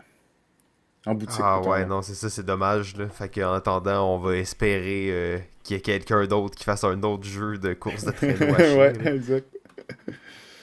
Donc ça fait un petit peu le Ok, tour là. alors... Oh, ben oui, oui, c'est ça, excuse-moi, j'allais dire, on est prêt pour le top 5, Yes! je crois. Alors, top 5 des jeux de course numéro 5. Oh, mon numéro 5 est le jeu La crypte de la créature. L'auteur étant Friedemann Friese, le jeu sorti en 2012. C'est un jeu où chaque joueur va avoir 3 ou 4 personnages qui vont rentrer à tour de rôle dans une crypte. Et nos personnages vont se déplacer de 2 à 5 cases selon le personnage. Et dans le fond, il y a une grosse créature méchante, pas belle, qui se promène dans la crypte. À chaque tour, chacun de nous va déplacer un de nos personnages. Et ensuite, on va faire déplacer la bête, la créature. La créature, sa mécanique de déplacement est super intéressante. On va tourner une carte, ça va nous dire de combien de cases elle va se déplacer. Puis à chaque fois qu'on la déplace, la créature regarde à gauche, regarde à droite. Si elle voit quelqu'un, elle se tourne vers lui, puis elle se déplace. Évidemment, il y a comme quasiment un aspect de programmation où tu te dis, OK, mais là, si je suis là, elle va venir vers moi. Mais là, avant d'arriver vers moi, elle va voir l'autre, donc elle va aller manger l'autre joueur. Donc, tu as toute une planification d'emplacement où tu veux aller. Il y a aussi des roches que tu peux aller te glisser derrière. Parce que ça bloque le champ de vision de la créature. Tu pourrais aller derrière elle directement parce qu'elle ne regarde pas derrière elle, un peu trop niaiseuse. Ou s'il y a 2 joueurs, s'il y a des personnages à sa droite puis à sa gauche qui sont à même distance, ben elle comprend pas trop puis elle continue tout droit. Fait qu'il y a plein de façons d'essayer de s'en sortir, mais il faut bien planifier nos mouvements. Jeu assez original, un peu éclaté, là, la crypte de la créature, mais je l'ai apprécié beaucoup. Là. Ça reste un jeu quasiment à la limite party game, mais avec pas mal quand même de thinking dans le jeu, donc un peu une drôle de créature dans le monde du jeu, la crypte de la créature, mais moi je l'aime beaucoup. C'était mon numéro 5. Ouais, ben, je pense que tu dis un peu une créature, tout ça, c'est un jeu de Friedman Freeze. Hein. C'est un gars qui est assez expérimental, qui a pas peur d'essayer des choses. Mais ça marche bien. Vraiment... Ça marche bien. Ah, oui, ça, c'est pas, c'est pas un jeu qui est difficile d'approche ou rien, là. C'est juste un peu spécial comme mécanique. Je suis pas sûr que ça plaît à tout le monde, ou c'est peut-être qu'il y a des gens qui voient pas vraiment l'intérêt, mais Friedman Freeze, c'est un génie du jeu, là. Il faut bien qu'il se fasse quelques expérimentations de temps en temps. Ouais, c'est une grosse, drôle de créature, ce jeu, mais il marche bien, là, il est vraiment assez original. C'est un jeu que je sors souvent à l'Halloween, là, je trouve que c'est bien thématique. Ok, mon numéro 5, il s'agit du jeu... Oh, non, Non, non, non, non, non, non, non! non. Il est plus haut sur la liste de GF, alors on va rester patient. Numéro 4. Eh bien, mon numéro 4, c'était aussi ton numéro 5, et c'est le jeu Bon. Flamme Rouge. Oh oui, Flamme tu Rouge. Tu fais pas de petits bruits, là, de char? Non, c'est pas un jeu de char, Ah, mais... c'est vrai, c'est un jeu de vélo! Parce Ouais, que sauf que oui, ça, c'est correct, là. C'est une belle thématique de course, là. Les c'est jeux sûr, de vélo, c'est sûr. encore une fois, que je sais pas c'est quoi ma passion envers ça. Je suis pas vraiment un gars de vélo puis rien, mais j'adore les courses de vélo, t'sais. Ouais, ben, ça, c'était un des rares bons jeux de vélo. J'en connais pas beaucoup d'autres. Il y a un jeu là, dans les années 80 qui est sorti, qui a fait le spiel, mais j'ai jamais eu la chance de l'essayer. Tu sais, les jeux de vélo, il y en a quand même plusieurs qui sont sortis, mais qui n'ont pas laissé leur trace. Je pense que le Flamme Rouge va laisser sa marque parce que c'est un jeu très simple où on va avoir 2 courseurs, et chaque courseur va avoir leur deck de cartes. Dans le fond, tout le monde a les mêmes decks de cartes, a les mêmes 2 courseurs. Et ben, c'est un jeu un peu où on va, à chaque tour, piger 4 cartes dans notre paquet, en jouer une de ces cartes-là. Quand tu l'as joué, tu peux plus la rejouer. Évidemment, il y a des cartes de plus haute valeur, de plus faible valeur. Tu vas peut-être vouloir dépenser tes plus grosses cartes en début de course pour essayer de prendre la tête et le lead, ou de les garder pour plus tard pour faire tes sprints finaux. Mais ça marche vraiment bien. Il y a comme le mode de base où c'est vraiment juste une course flat, si on veut, à plat. Et quand on commence à être un petit peu plus expérimenté, là, on va jouer avec les côtes, les montées et les descentes, qui va changer quand même pas mal le gameplay. Superbe jeu, hein? On l'avait beaucoup apprécié quand on y avait joué la première fois. Ah ouais, moi je suis un fan de ce jeu-là, assurément.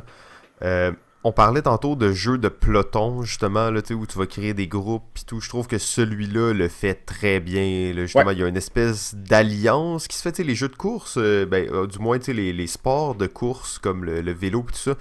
Il y a ce concept-là, d'alliance, de OK, toi tu vas me tirer, moi je vais te tirer après. Donc avec l'aspiration pis tout ça, je trouve que dans ce jeu-là, c'était très bien représenté, là. Ouais, puis mettons, contrairement à Thunder Alley, il y a beaucoup moins de pièces en jeu. Il faudrait que c'est un jeu de 2 à 4 joueurs et que chaque joueur a 2 courseurs. Donc, beaucoup moins de manipulation aussi. Oui, c'est ça, exactement. Et c'est un jeu, même si tu sais, c'est un jeu de cartes assez analytique, la thématique est vraiment forte dedans. Tu sens vraiment là, que tu es dans une course de vélo. Là.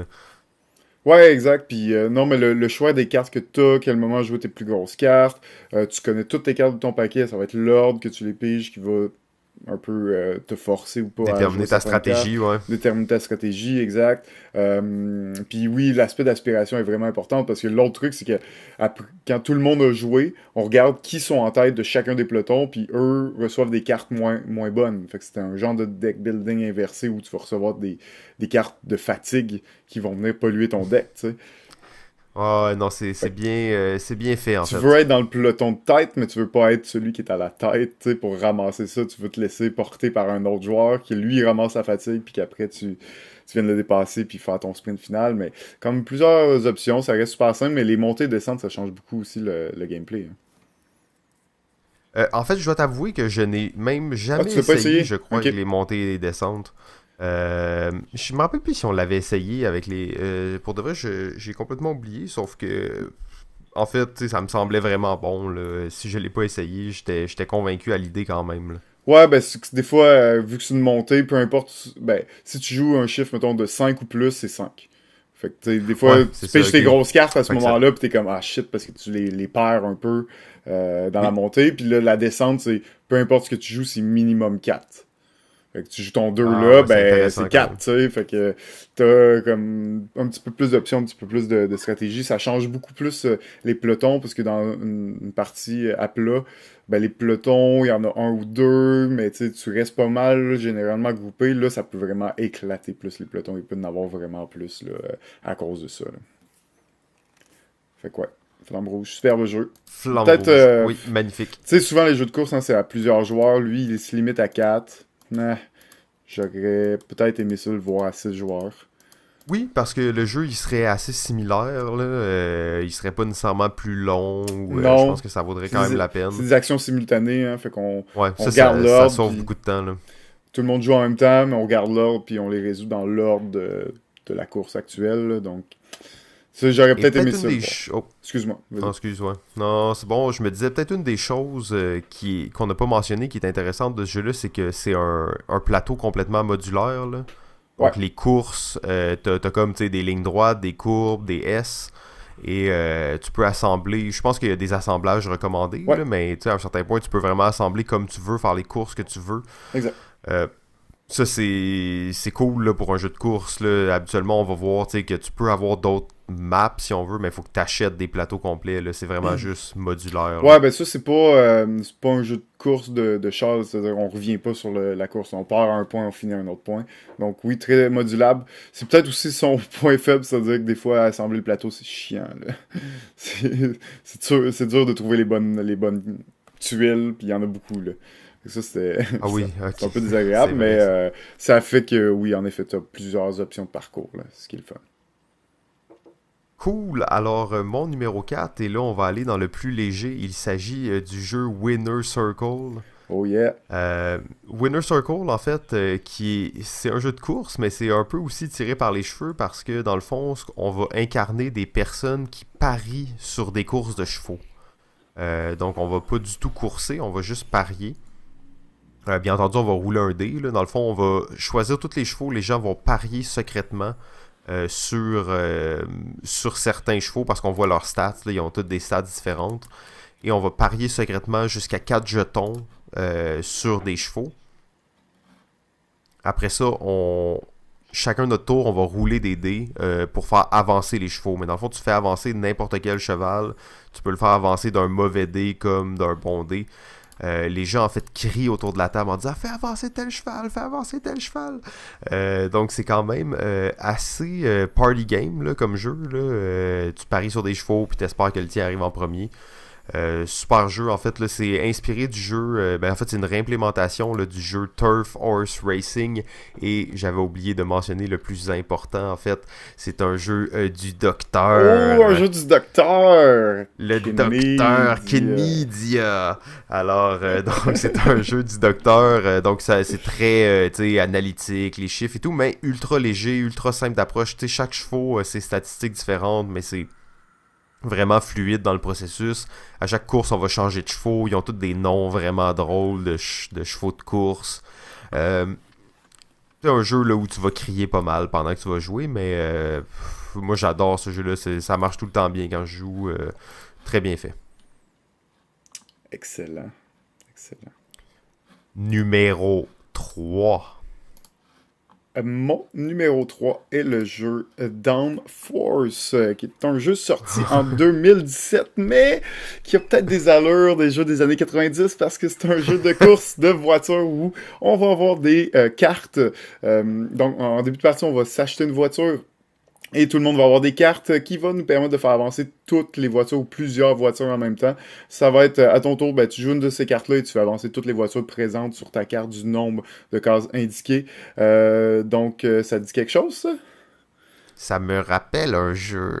Daytona 500. Daytona 500, en fait, ça fait vraiment penser à ça. Oui. Quand t'en parles, j'ai l'impression que c'est le même jeu. À part l'aspect, tu sais, que t'achètes ta voiture, puis ça, peut-être qu'ils ont repris un peu le concept, mais ils l'ont Mais écoute, modernisé, si J'ai on veut. j'ai un peu d'informations, il y a des petites brides d'informations qui me manquent, mais en fait, à la base, j'allais dire que c'est un jeu, pas inspiré, mais c'est une réédition du jeu de 1996, Top Race. En fait, Ah, Downforce, c'est ça, en réalité, c'est la réédition de Top Race. Ils ont changé de nom parce que c'est pas juste réédité, ils l'ont aussi un peu changé, un peu amélioré. En fait, petite parenthèse là, comme ça, la compagnie Restoration Game, qui est entre autres détenu par Rob Davio, connu pour avoir fait les Legacy, travaillé avec Matt Leacock sur Pandemic Legacy, avoir fait Risk Legacy et Seafall, qui est un peu en charge de cette compagnie-là. C'est une compagnie qui est assez récente et qui prennent des vieux jeux années 70, 80, 90 et qui les rééditent mais qui vont améliorer un peu ou les remettre un petit peu au goût du jour. Donc c'est ça Top Race. Là quand tu me parlais de Daytona, j'étais un peu surpris parce que j'étais comme voyons donc en plus, ça a été fait avant, parce que Daytona 500, ça a été en 1990. 1990. Mais quand tu regardes, c'est le même auteur. C'est Wolfgang Kramer. Ah ouais, ok, ben là, Kramer, en plus, tu vois, j'avais même pas noté ça quand j'avais joué à Daytona 500, mais je pense que c'est important de noter que Kramer, c'est un auteur excessivement important pour le jeu de société. D'ailleurs, Oui. c'est l'auteur qui a inventé la piste sur laquelle on compte des points, là, qui n'existait pas avant lui. On appelle ça la Kramer, le track. Euh, Ben, c'est un auteur donc, super important qui a fait beaucoup de jeux avec Michael Kessling. Et c'est deux auteurs ouais. qui font encore des jeux. Je viens de voir, je me rends compte qu'ils ont sorti un jeu à SN là, cette année, les deux Ben, ensemble. en fait, d'ailleurs, je n'ai pas parlé cette fois-ci, mais il s'agit du jeu ReWorld. Ouais, Et exact. on va en parler peut-être au prochain épisode parce que c'est un jeu que j'ai adoré. Là. Ouais.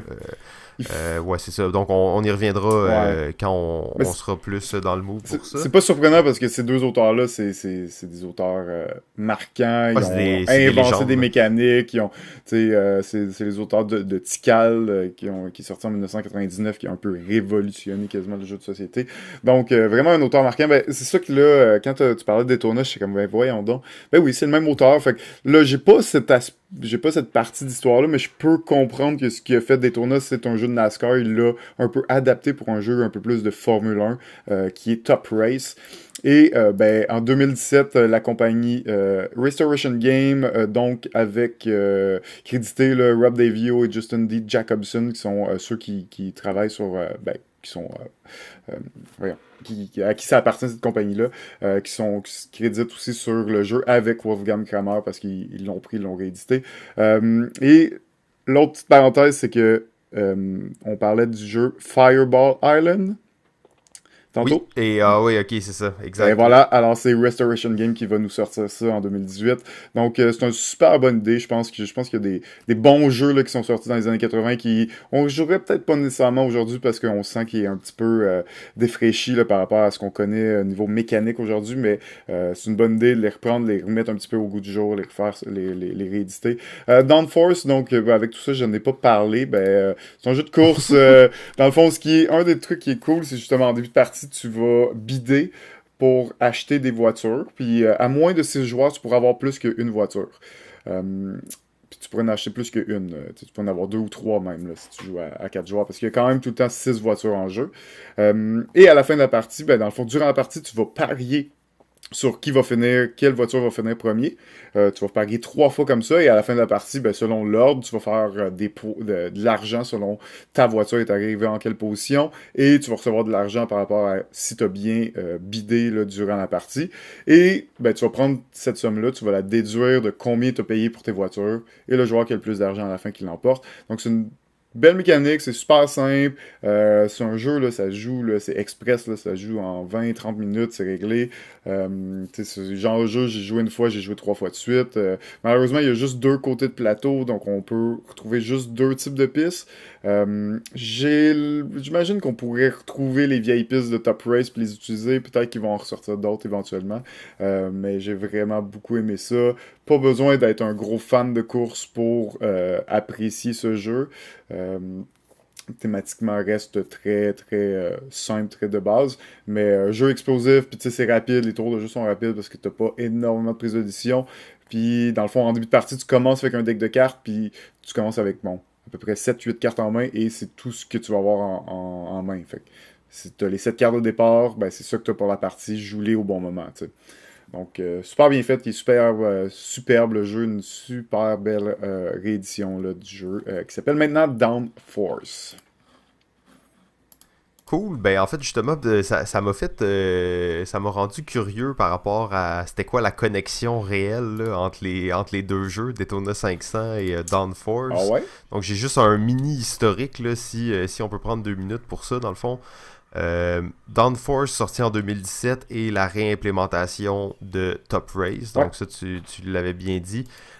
Et Top Race est la réimplémentation d'un jeu qui s'appelle Niki Loda Hmm. Formel One, Ok, ouais. sorti en 1980. Ok. Et en fait, le jeu Daytona 500 est une réimplémentation de Niki Loda Formel One, comme le jeu, dans le fond, Top Race l'est, mais 6 ans plus tard, sûrement par un autre éditeur ou sur un autre territoire, dans le fond. Ok, intéressant. Donc, les jeux origines du même jeu sorti en 1980, mais avec une petite séparation entre les deux, là.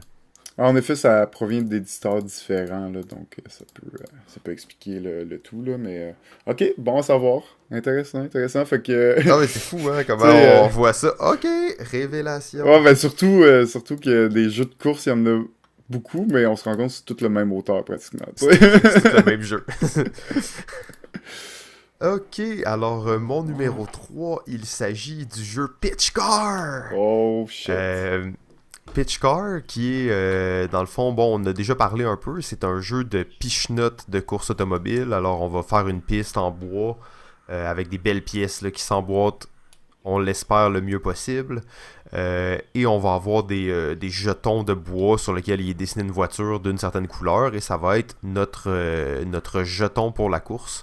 Alors à chaque tour, qu'est-ce qu'on va faire? C'est qu'on va donner une piche-note sur notre voiture et espérer qu'elle aille le plus loin possible. Donc c'est une course en bois avec des rebords en genre de plastique. Donc on peut suivre le rebord, tourner, suivre des courbes. Il y a des places où tu peux tomber à l'extérieur de la piste. Euh, donc c'est un excellent jeu. C'est sûr que c'est très jouet, là. C'est un jeu de piche-note. Mais je trouve que c'est un jeu de piche-note qui amène la piche-note au-delà du simple jeu là, de dextérité. Ça reste quand même un jeu de course dans lequel tu veux pas nécessairement pousser les autres, tu veux pas les faire avancer, tu veux te positionner stratégiquement pour pas que les autres viennent te pousser. Très intéressant, je trouve, à ce niveau-là. Ouais, 1995, hein, c'est un bon, un bon classique là, dans les jeux un peu de dextérité, de pichenotte, vraiment, vraiment connu, vraiment le fun comme jeu, hein. Super simple, ça fait beaucoup penser aux jeux électroniques là, de pistes de course où t'as juste une manette puis t'appuies dessus, là. Mais là, on les pichenote, tu Oui, sais. oui, oui, c'est vrai. Ça fait vraiment Ouais, beaucoup ouais, penser à ça, effectivement. mais là, c'est pas électronique, c'est toi qui vas faire avancer tes petites voitures, là. Non, c'est vraiment un bon jeu. Je pense d'ailleurs la première fois qu'on a découvert ce jeu-là, on a passé pratiquement une nuit complète à y jouer, là. Ouais, ouais, beaucoup, beaucoup trop de temps que tu nous Un genre dominais un peu de trop. tournoi intensif là, avec des dizaines de pilotes différents là, et tout. Ouais, je me Non, rappelle que tu dominais bien d'ailleurs ah, cette soirée-là. ah ouais, Pitch Car. Donc c'est peut-être pour ça que j'aime autant ça. Numéro 2. Mon numéro 2 se retrouve plus haut sur la liste de Simon, alors on va en parler tantôt. Mon numéro 2 se retrouve plus haut sur la liste de GF, alors c'est pas vraiment compliqué de comprendre qu'on s'est croisé nos numéros 1 et 2. Donc on va aller au numéro 1. Numéro 1. Alors, mon numéro un est un jeu de 1994 et c'est le jeu Robot Rally. On parlait de jeux de programmation tout à l'heure. Ben, Richard est un jeu Garfield. de Richard Garfield, en effet.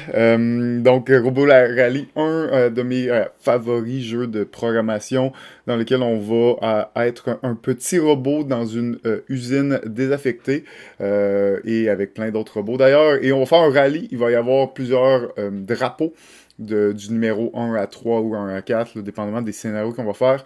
Et notre but, ça va être de aller toucher à chacun de ces drapeaux-là en premier dans l'ordre pour remporter le rallye. Alors, une thématique un peu étrange, un peu spéciale, mais ça fait du sens avec la thématique robot.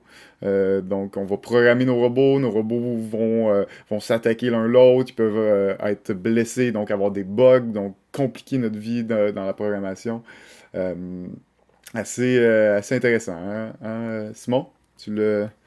Comment ça... Ouais, ben moi c'est un jeu là, que j'apprécie de façon inconditionnelle pratiquement là. C'est le genre de jeu que je pourrais jouer tout le temps. Tu sais, souvent je peux pas me contenter d'une seule partie, je vais en jouer deux, trois, quatre. Euh, Très chaotique comme jeu malgré tout là. C'est sûr que tu sais, tu te fais tirer des lasers de partout, Tu te fais mais pousser dans les trous, tu te fais pousser dans les trous, puis là, toi-même, finalement, tu te rends compte que tu n'as pas joué la bonne carte, puis tu t'es tourné de l'autre bord, puis là, tout est fucké. ouais, puis les plateaux, tu sais, il y a plein d'affaires sur les plateaux. Il y a des tapis roulants, il y a des lasers, il y a des drills, il y a des trucs qui t'écrasent un tour sur deux. Tu sais, faut que tu sois vraiment vigilant. Ouais, C'est un jeu qui te fait tellement travailler le cerveau et ton sens de l'orientation, puis de justement de si je me déplace là puis que lui il me pousse là, fait que là je me déplace là, je vais être correct, je vais me faire déplacer de un sur le tapis roulant, là, je vais pouvoir tourner là. C'est vraiment un jeu là, qui fait travailler le cerveau. Mais en même temps, le thème il est tellement éclaté. C'est réellement des robots qui se battent là, puis qui essayent de courser parce que c'est une course, mais très très laborieuse. ah ouais, ça peut être très laborieux, en effet. Ça peut être Il y a des long avant rounds, que tu te il y a des rendes. rounds où un joueur va juste comme tourner en rond sur lui-même, puis va faire comme, oh my god, qu'est-ce que j'ai fait? Ça peut être assez drôle, mais c'est sûr que bon, c'est un vieux jeu, puis tu peux le sentir aussi que, il- à un moment donné, tu sais que tu peux, que t'as plus de chance de gagner, là, dans le sens Ouais, qu'il y a, t'es sûr d'avoir perdu. Ça, c'est peut-être ouais, le côté là, négatif de ce genre de jeu. Surtout si tu joues, je pense que c'est un jeu qui se joue jusqu'à 8 ouais, joueurs. exact. C'est beaucoup, là. Donc, si tu joues à 8 joueurs, pis t'es sûr d'être éliminé, tu sais que t'en as au moins pour 1h20 à attendre. Des fois, c'est peut-être un peu. C'est ça, comme tu dis, c'est des vieilles mécaniques. Là. Ouais, ça reste que, tu sais, tu peux choisir. Il y a plusieurs scénarios qui te disent quelle durée, normalement, a la partie, là. Oui, Donc, il y en quand a tu qui sont choisis ton moins plateau, compliqués. Là. c'est ça, il y a des plateaux, là, si tu prends 4 plateaux puis les plus toughs, ben, ça va être pas mal plus long que si t'en prends un ou deux qui sont les plus simples, tu sais. Donc, il y a quand même des façons de Ouais. moduler. C'est sûr que, aussi, t'as raison, c'est un jeu, plus il y a de monde, même si c'est un jeu de simultané, de programmation, ça reste que plus il y a de monde, plus ça va être long. Puis plus tu vas avoir tendance à sentir le fait qu'à un moment donné, là, t'as juste plus de chance, puis tu peux puis revenir dans la partie. Ça reste quand même le fun puis plaisant. Généralement, t'as pas trop de problèmes à finir la partie malgré tout, mais tu peux le sentir un petit peu, là. Je me rappelle de Game Epic qu'on a fait à comme 12 joueurs, là. C'était interminable, là. Ouais, on avait mis 2 jeux On ensemble, avait 2 jeux avec ensemble. comme 12 drapeaux, mais c'est ça, je pense que c'était un peu trop ça, là. On avait Ouais, poussé l'expérience au maximum, là. c'était un petit peu trop, mais c'était une expérience tu sais, assez chaotique à 13, là. Je me rappelle plus 12, 13, là, mais on était pas mal. Plus que 8, en tout cas.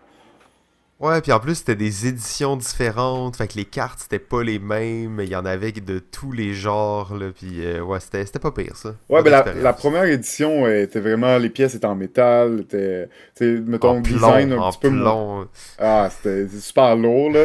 Le design graphique peut-être un peu moins beau, mais les composants magnifiques, là. La plus récente édition était un petit peu plus cheap aussi, mais peut-être un petit peu plus visuel, un petit peu mieux fait, là, visuellement. Mais bon, ça, c'est un jeu, hein, c'est éclaté comme tout, puis reste un de mes grands favoris, là, en général, Robo Rally. Ouais, c'est ça. Robo Rally, vraiment un magnifique jeu d'un auteur vraiment exceptionnel, là, Richard Garfield, King of Tokyo et Magic, pour ne nommer que ceux-là. Ouais. Donc, Robo Rally. Mon numéro un, il s'agit en fait du numéro 2 de JF. Il s'agit du jeu Formula D. Formula D! Enfin! Alors, sorti en 2008, mais c'est un jeu qui était sorti à la base, je crois, dans les années 90. C'est des Euh, rééditions de rééditions. Sûr qu'il y a eu quelques ouais. améliorations. 1991, ça s'appelait Formula D, mais D, E accent aigu, alors que maintenant c'est Ouais, vraiment Formula comme un D. D, là. Ouais, alors que là c'est Formula D, juste la lettre D. Exactement, donc c'est vraiment comme Formula D, jeu de course dans lequel on va rouler des dés. En fait, la particularité du jeu, c'est que le dé que tu vas rouler va grossir en nombre de faces et en taille et en chiffres qu'il y a sur le dé par rapport à la vitesse à laquelle tu vas. Fait que si t'es en première vitesse, tu peux rouler un dé triangulaire qui a juste des 1 puis des 2 dessus. Mais si t'es en sixième vitesse, tu vas rouler un méga dé qui est pratiquement une sphère sur laquelle il y a des chiffres entre 20 et 30 dessus.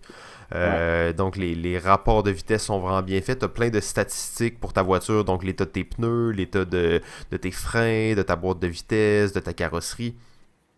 Et malgré tout, c'est un jeu ultra simple, là. C'est très léger, très party, là. Les gens ils roulent des dés, ils crient.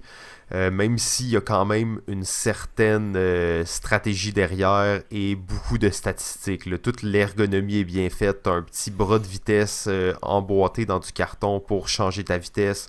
Des petites pins à la Mastermind pour déterminer tes statistiques. Donc l'ergonomie, elle est superbe là, du jeu. Ouais, en effet, il faut noter aussi qu'il y a un mode plus simple et un mode plus avancé. Oui, oui, Ce qui est absolument. quand même intéressant parce que le mode avancé reste avec plein de petits détails, plein de. Ben, comme tu dis, là, il y a plusieurs statistiques, le moteur, les freins, la suspension, qui ont une influence. Bon, il y a plein de petites règles qui sont liées à ça. Dans la version plus familiale, là, plus accessible, ben, tout ça, c'est une grosse stats, puis chaque fois que tu prends du dommage, c'est la grosse stats qui prend le coup. Donc, rend l'expérience peut-être un petit peu plus dynamique, un peu plus rapide aussi, là. Mais c'est pas si pire non plus, hein, même avec toutes les stats, c'est pas si pire que ça, là. Ah ouais, ouais, non, c'est ça, je te dirais que je l'ai joué pas mal avec tout le monde, que je jouais avec toutes les statistiques, puis ça causait pas plus de problèmes que ça, là. C'est quand même assez simple. C'est un jeu qui se joue aussi jusqu'à 10 joueurs. Euh, bon, c'est sûr que c'est le genre de jeu où tu peux éclater ta bagnole, surtout si t'as 10 joueurs, donc ça peut arriver de temps en temps que dans une course à 10 joueurs, il y a 2 joueurs qui soient éliminés après peut-être 10 minutes. Ça, c'est peut-être un peu moins le fun, là, des fois.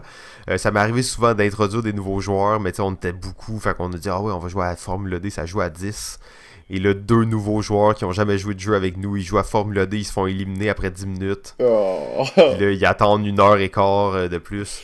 En fait, Ouais, ça ce c'est pas qu'il le faut faire dans fun. cette situation-là, c'est laisser notre place. Dire, hey, check, prends mon char, là, puis je vais jouer avec toi, là, parce que ça peut être vraiment long Ouais.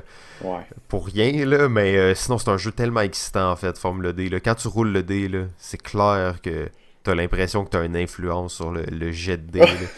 Euh, tu sais, je sais que c'est pas absolument vrai, là. Ouais, mais c'est la prise de risque là, ça reste un jeu, oui, il y a beaucoup de hasard parce que c'est basé sur le dé, mais le dé que tu roules, c'est un peu toi qui le choisis. Fait que généralement, t'as le choix entre y aller un petit peu plus safe ou y aller un petit peu plus risqué. Ensuite de ça, ben, tes stats sont là pour amorcer, là, parce que dans le fond, un des trucs, c'est que quand on est dans des courbes, il y a comme une section dans la courbe, ça dit il faut que tu fasses au moins un ou au moins deux arrêts dans cette courbe-là. Si t'es pas capable de le faire, ben là, c'est beaucoup les points de ta voiture qui encaissent là, la suspension ou les pneus. Euh, Fait qu'il y a quand même une prise de risque, puis tu sais, on parlait de jeu dynamique, un jeu excitant, c'est un jeu de course, on veut que justement être alentour de la table crier, là, comme tu parlais avec Winner Circle, ben c'est un genre de jeu de même, tu dis non, là, tu prends le dé, tu dis non, là, je suis en arrière, je reste en cinquième vitesse dans la courbe, man, je roule ça, je roule plus que genre, j'ai une chance sur 12 de l'avoir, mais tu sais, si je l'ai, je Tu l'ai, l'as, là, tu sais, puis pis là tu le roules, pis là tu l'as, pis t'es comme boum, pis là l'autre roule un dé super pépère, finalement, son affaire marche pas, pis là tu le dépasses. Il y a vraiment une belle excitation, une belle beau dynamique, c'est pas, c'est très compliqué, mais c'est pas très long comme jeu, c'est sûr que les parties peuvent être un peu longues, surtout à beaucoup de joueurs, mais pas si long que ça, là, si tu joues pas à non, 10 mais tu sais, quand joueurs, tu là, joues tu à sais. 5-6 joueurs qui sont quand même habitués, là, c'est vraiment pas très long une course. Ça va te prendre une vingtaine, trentaine de minutes. Là. C'est ça, exact. Là. Fait que c'est pas le jeu de stratégie, on s'entend, mais le plateau il est immense, l'immersion est là, le jeu est super beau. Ah, le jeu est vraiment beau. Toutes les petites voitures, il y a des pilotes, t'as ta carte de pilote, ça change rien, mais t'as ton pilote, il y a sa Il y a personnalité, ses il y a sa stats voiture qui vient avec lui. spécifiques.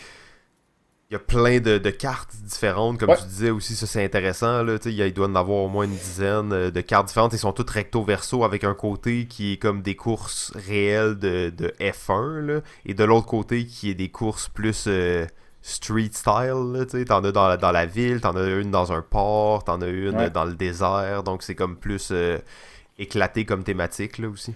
Ouais, puis tu sais, le plateau, en réalité, c'est deux plateaux. Tu sais, tu prends le plus gros, le plateau des aventuriers du rail, tu le doubles, là, puis c'est ça le plateau de Formula D. Fait que c'est un C'est ça, peu... c'est un très très gros plateau. Ça prend une grosse table. Quand tu joues à 10, ça prend une table immense parce qu'en plus, tous les joueurs ont leur petit panneau de contrôle avec leurs statistiques dessus. Bien entendu, ça prend une boîte pour rouler les dés.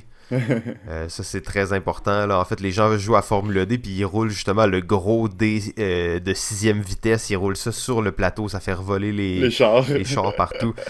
Donc, ça prend une boîte pour rouler parce que tu veux aussi pouvoir lancer fort ton roulement pour mettre vraiment de l'effet dans ton lancer. Là. Je pense que c'est quand même assez important à la Formule D. Là. Ouais, le D6, on le roule pas souvent. Ben, le D de sixième vitesse, on le roule pas assez souvent. Hein. Il est Ben, en fait, corsé, c'est hein. Ça surtout doit dépendre des sur maps.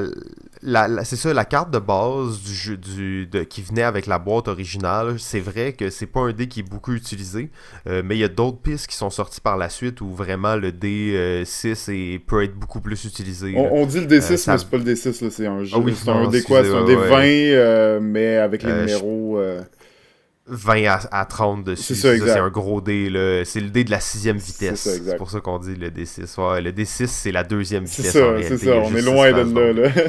Ouais, ouais, on est à un dé. Là. Le dé le plus proche de ça, c'est... Tu sais, tu connais le jeu Categories. Oh oui, ah ouais, ouais, avec le dé, avec toutes les lettres, là, qui... Ouais, tu sais, t'as un dé avec 26 faces ou je sais pas combien, mais ça doit être 26, il y a toutes les lettres. Là. Mais tu sais, c'est ce genre de dé-là que tu roules pour la sixième vitesse. Là. Ouais, c'est excitant, là. Par contre, je dois quand même avouer que ça doit faire à peu près un an que je n'ai pas joué à Formula D pour de vrai. Maintenant, je ne joue qu'à une variante semi-maison qui s'appelle Formula A Héritage. Donc, c'est un jeu complètement différent, mais qui reprend les mêmes mécaniques. Vous chercherez ça là, sur BGG, Formula A Héritage. Si vous trouvez pas les règles, vous m'enverrez un email, puis je vous les Ah, mais enverrai. tu utilises le matériel de Formula D, mais c'est juste un peu des règles un peu différentes, là, c'est ça que tu dis? Ouais, c'est ça, exactement. Donc, il y a beaucoup de gens qui ont proposé des règles maison. Même les auteurs de ces jeux-là ont proposé des règles maison. Donc, il y a plusieurs versions semi-officielles qui existent du jeu qui enlèvent peut-être la part de hasard. Pas qu'ils l'enlèvent complètement, là, ça reste bien entendu un jeu de dés, mais qui enlèvent peut-être des éléments un peu inutiles dans le jeu, puis qui remplacent ça par des éléments plus excitants qui permettent de rebalancer un peu plus les résultats de dés que tu aurais eu. Là. Ok, intéressant. Intéressant. Puis là, ben là, il y a du cash, puis tu peux évoluer ton char entre les courses, puis il faut que tu rebâtisses ta voiture aussi, tu sais, parce que ta voiture, elle se brise un peu avec le temps. Ouais. Dans une course, tu sais, tu vas perdre des points, mais là, entre les courses, il faut que tu payes pour rebâtir ta voiture, tu sais. OK. Fait que ça, c'est, Cool. si tu veux jouer des campagnes, là, Ouais, c'est c'est quand ça. même assez cool Ça, aussi, c'est là. un jeu de campagne, puis tu te fais plusieurs parties, j'imagine. Ouais, c'est ça, exact. On a fait 2 ou 3 gros tournois là, de Formula D et de Formula A héritage qui étaient assez intéressants là, avec 5 joueurs chaque fois. Donc c'est quand même, ça fait des grosses journées, mais c'est vraiment un bon jeu de course là, en fait. Tout est là pour que ce soit un réussi, là. Oh yeah, génial. Formule D, c'est haut sur nos listes, hein? Ouais, ouais, c'est ça. Première, deuxième place, je pense que c'est un jeu qui vaut le détour. Puis qui est quand même, tu sais, la réédition est sortie en 2008, comme on dit, donc ça fait presque 10 ans. C'est pas un jeu qui est jeune, mais dans le genre jeu de dés, là, ça vieillit pas mal du tout. Non, il est assez encore, tu sais, connu, apprécié, qui normalement se trouve encore en boutique, là. C'est un jeu que Ouais, c'est ça. tu peux réussir à le trouver, là.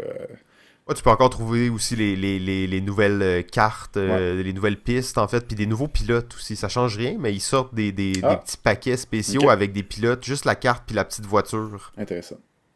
Ouais, c'est ça, c'est quand même assez cool, là. Ben, en fait, c'était ça, notre top 5 Yes! des jeux de course. Je sais pas si t'avais peut-être une petite réflexion à nous partager sur les jeux de course ou... Non. T'as-tu un sujet en particulier? Non, non, pour de vrai, j'avais rien. Je pense que, tu sais, on a déjà pas mal... on a-tu dépassé le temps requis pour nos podcasts? En fait, on a dit jeux de course, ça va être un petit épisode, tu sais, on va finir On ça n'est en pas 1 heure. capable d'en faire, tu sais bien, ça arrive pas, là. Ça arrive pas des Non, c'est petits ça, c'est épisodes, ça. là.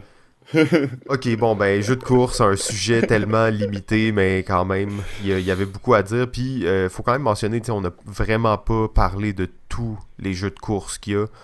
Il y en a des bons qu'on n'a pas joués. Et surtout, GF, tu disais la mécanique de course, qui est pas nécessairement les jeux avec une thématique de course. Il y a quand même une Ouais, différence. Donc, le premier joueur a accumulé tant de points. C'est sûr qu'on l'a vu un petit peu, mais tout ça, c'est un autre pan complètement des jeux de course qu'on n'a pas du tout abordé là aujourd'hui. non, c'est ça exact, là, parce que ça rentrait un petit peu moins dans ce qu'on peut s'imaginer qu'être une course, là, mais tu sais, le premier à avoir atteint un certain nombre de points de victoire en faisant des objectifs, ben, ça reste un concept et un principe de course. Mais là, on se concentrait un petit peu plus sur les jeux de sport. C'est quand même le fun d'avoir parlé d'autant de jeux un peu de sport, là. Bon,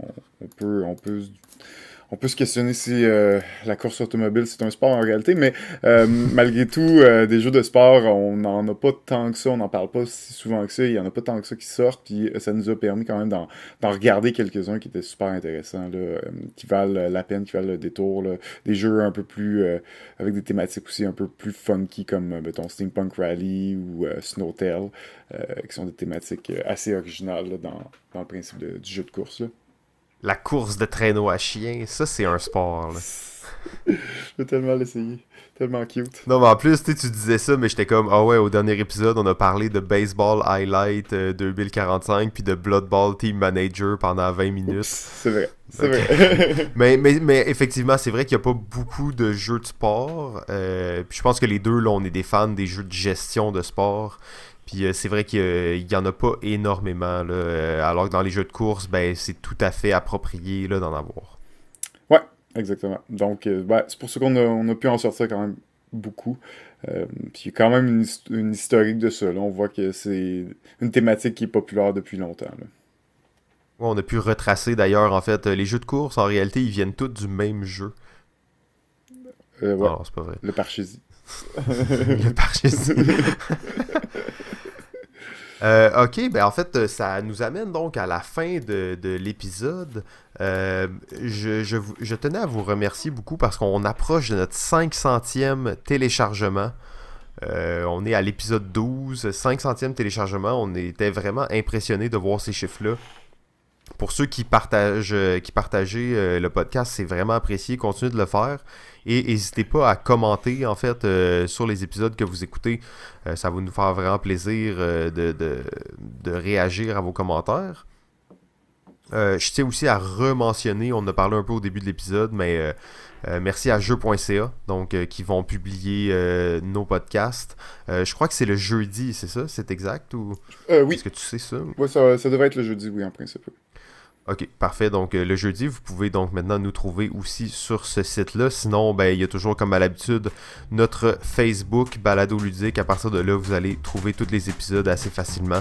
Sinon, ben sur iTunes, tapez Balado Ludique et donnez-nous une note respectable, du moins la note que vous jugez qu'on mérite. Et Google Music aussi, Google Play. Vous pouvez taper Balado Ludique et nous trouver là-dessus. Merci beaucoup, JF, pour ta participation à l'épisode. Ouais, merci à toi, Simon. Parfait. Et on se retrouve la semaine prochaine pour l'épisode 14, les expériences de jeu.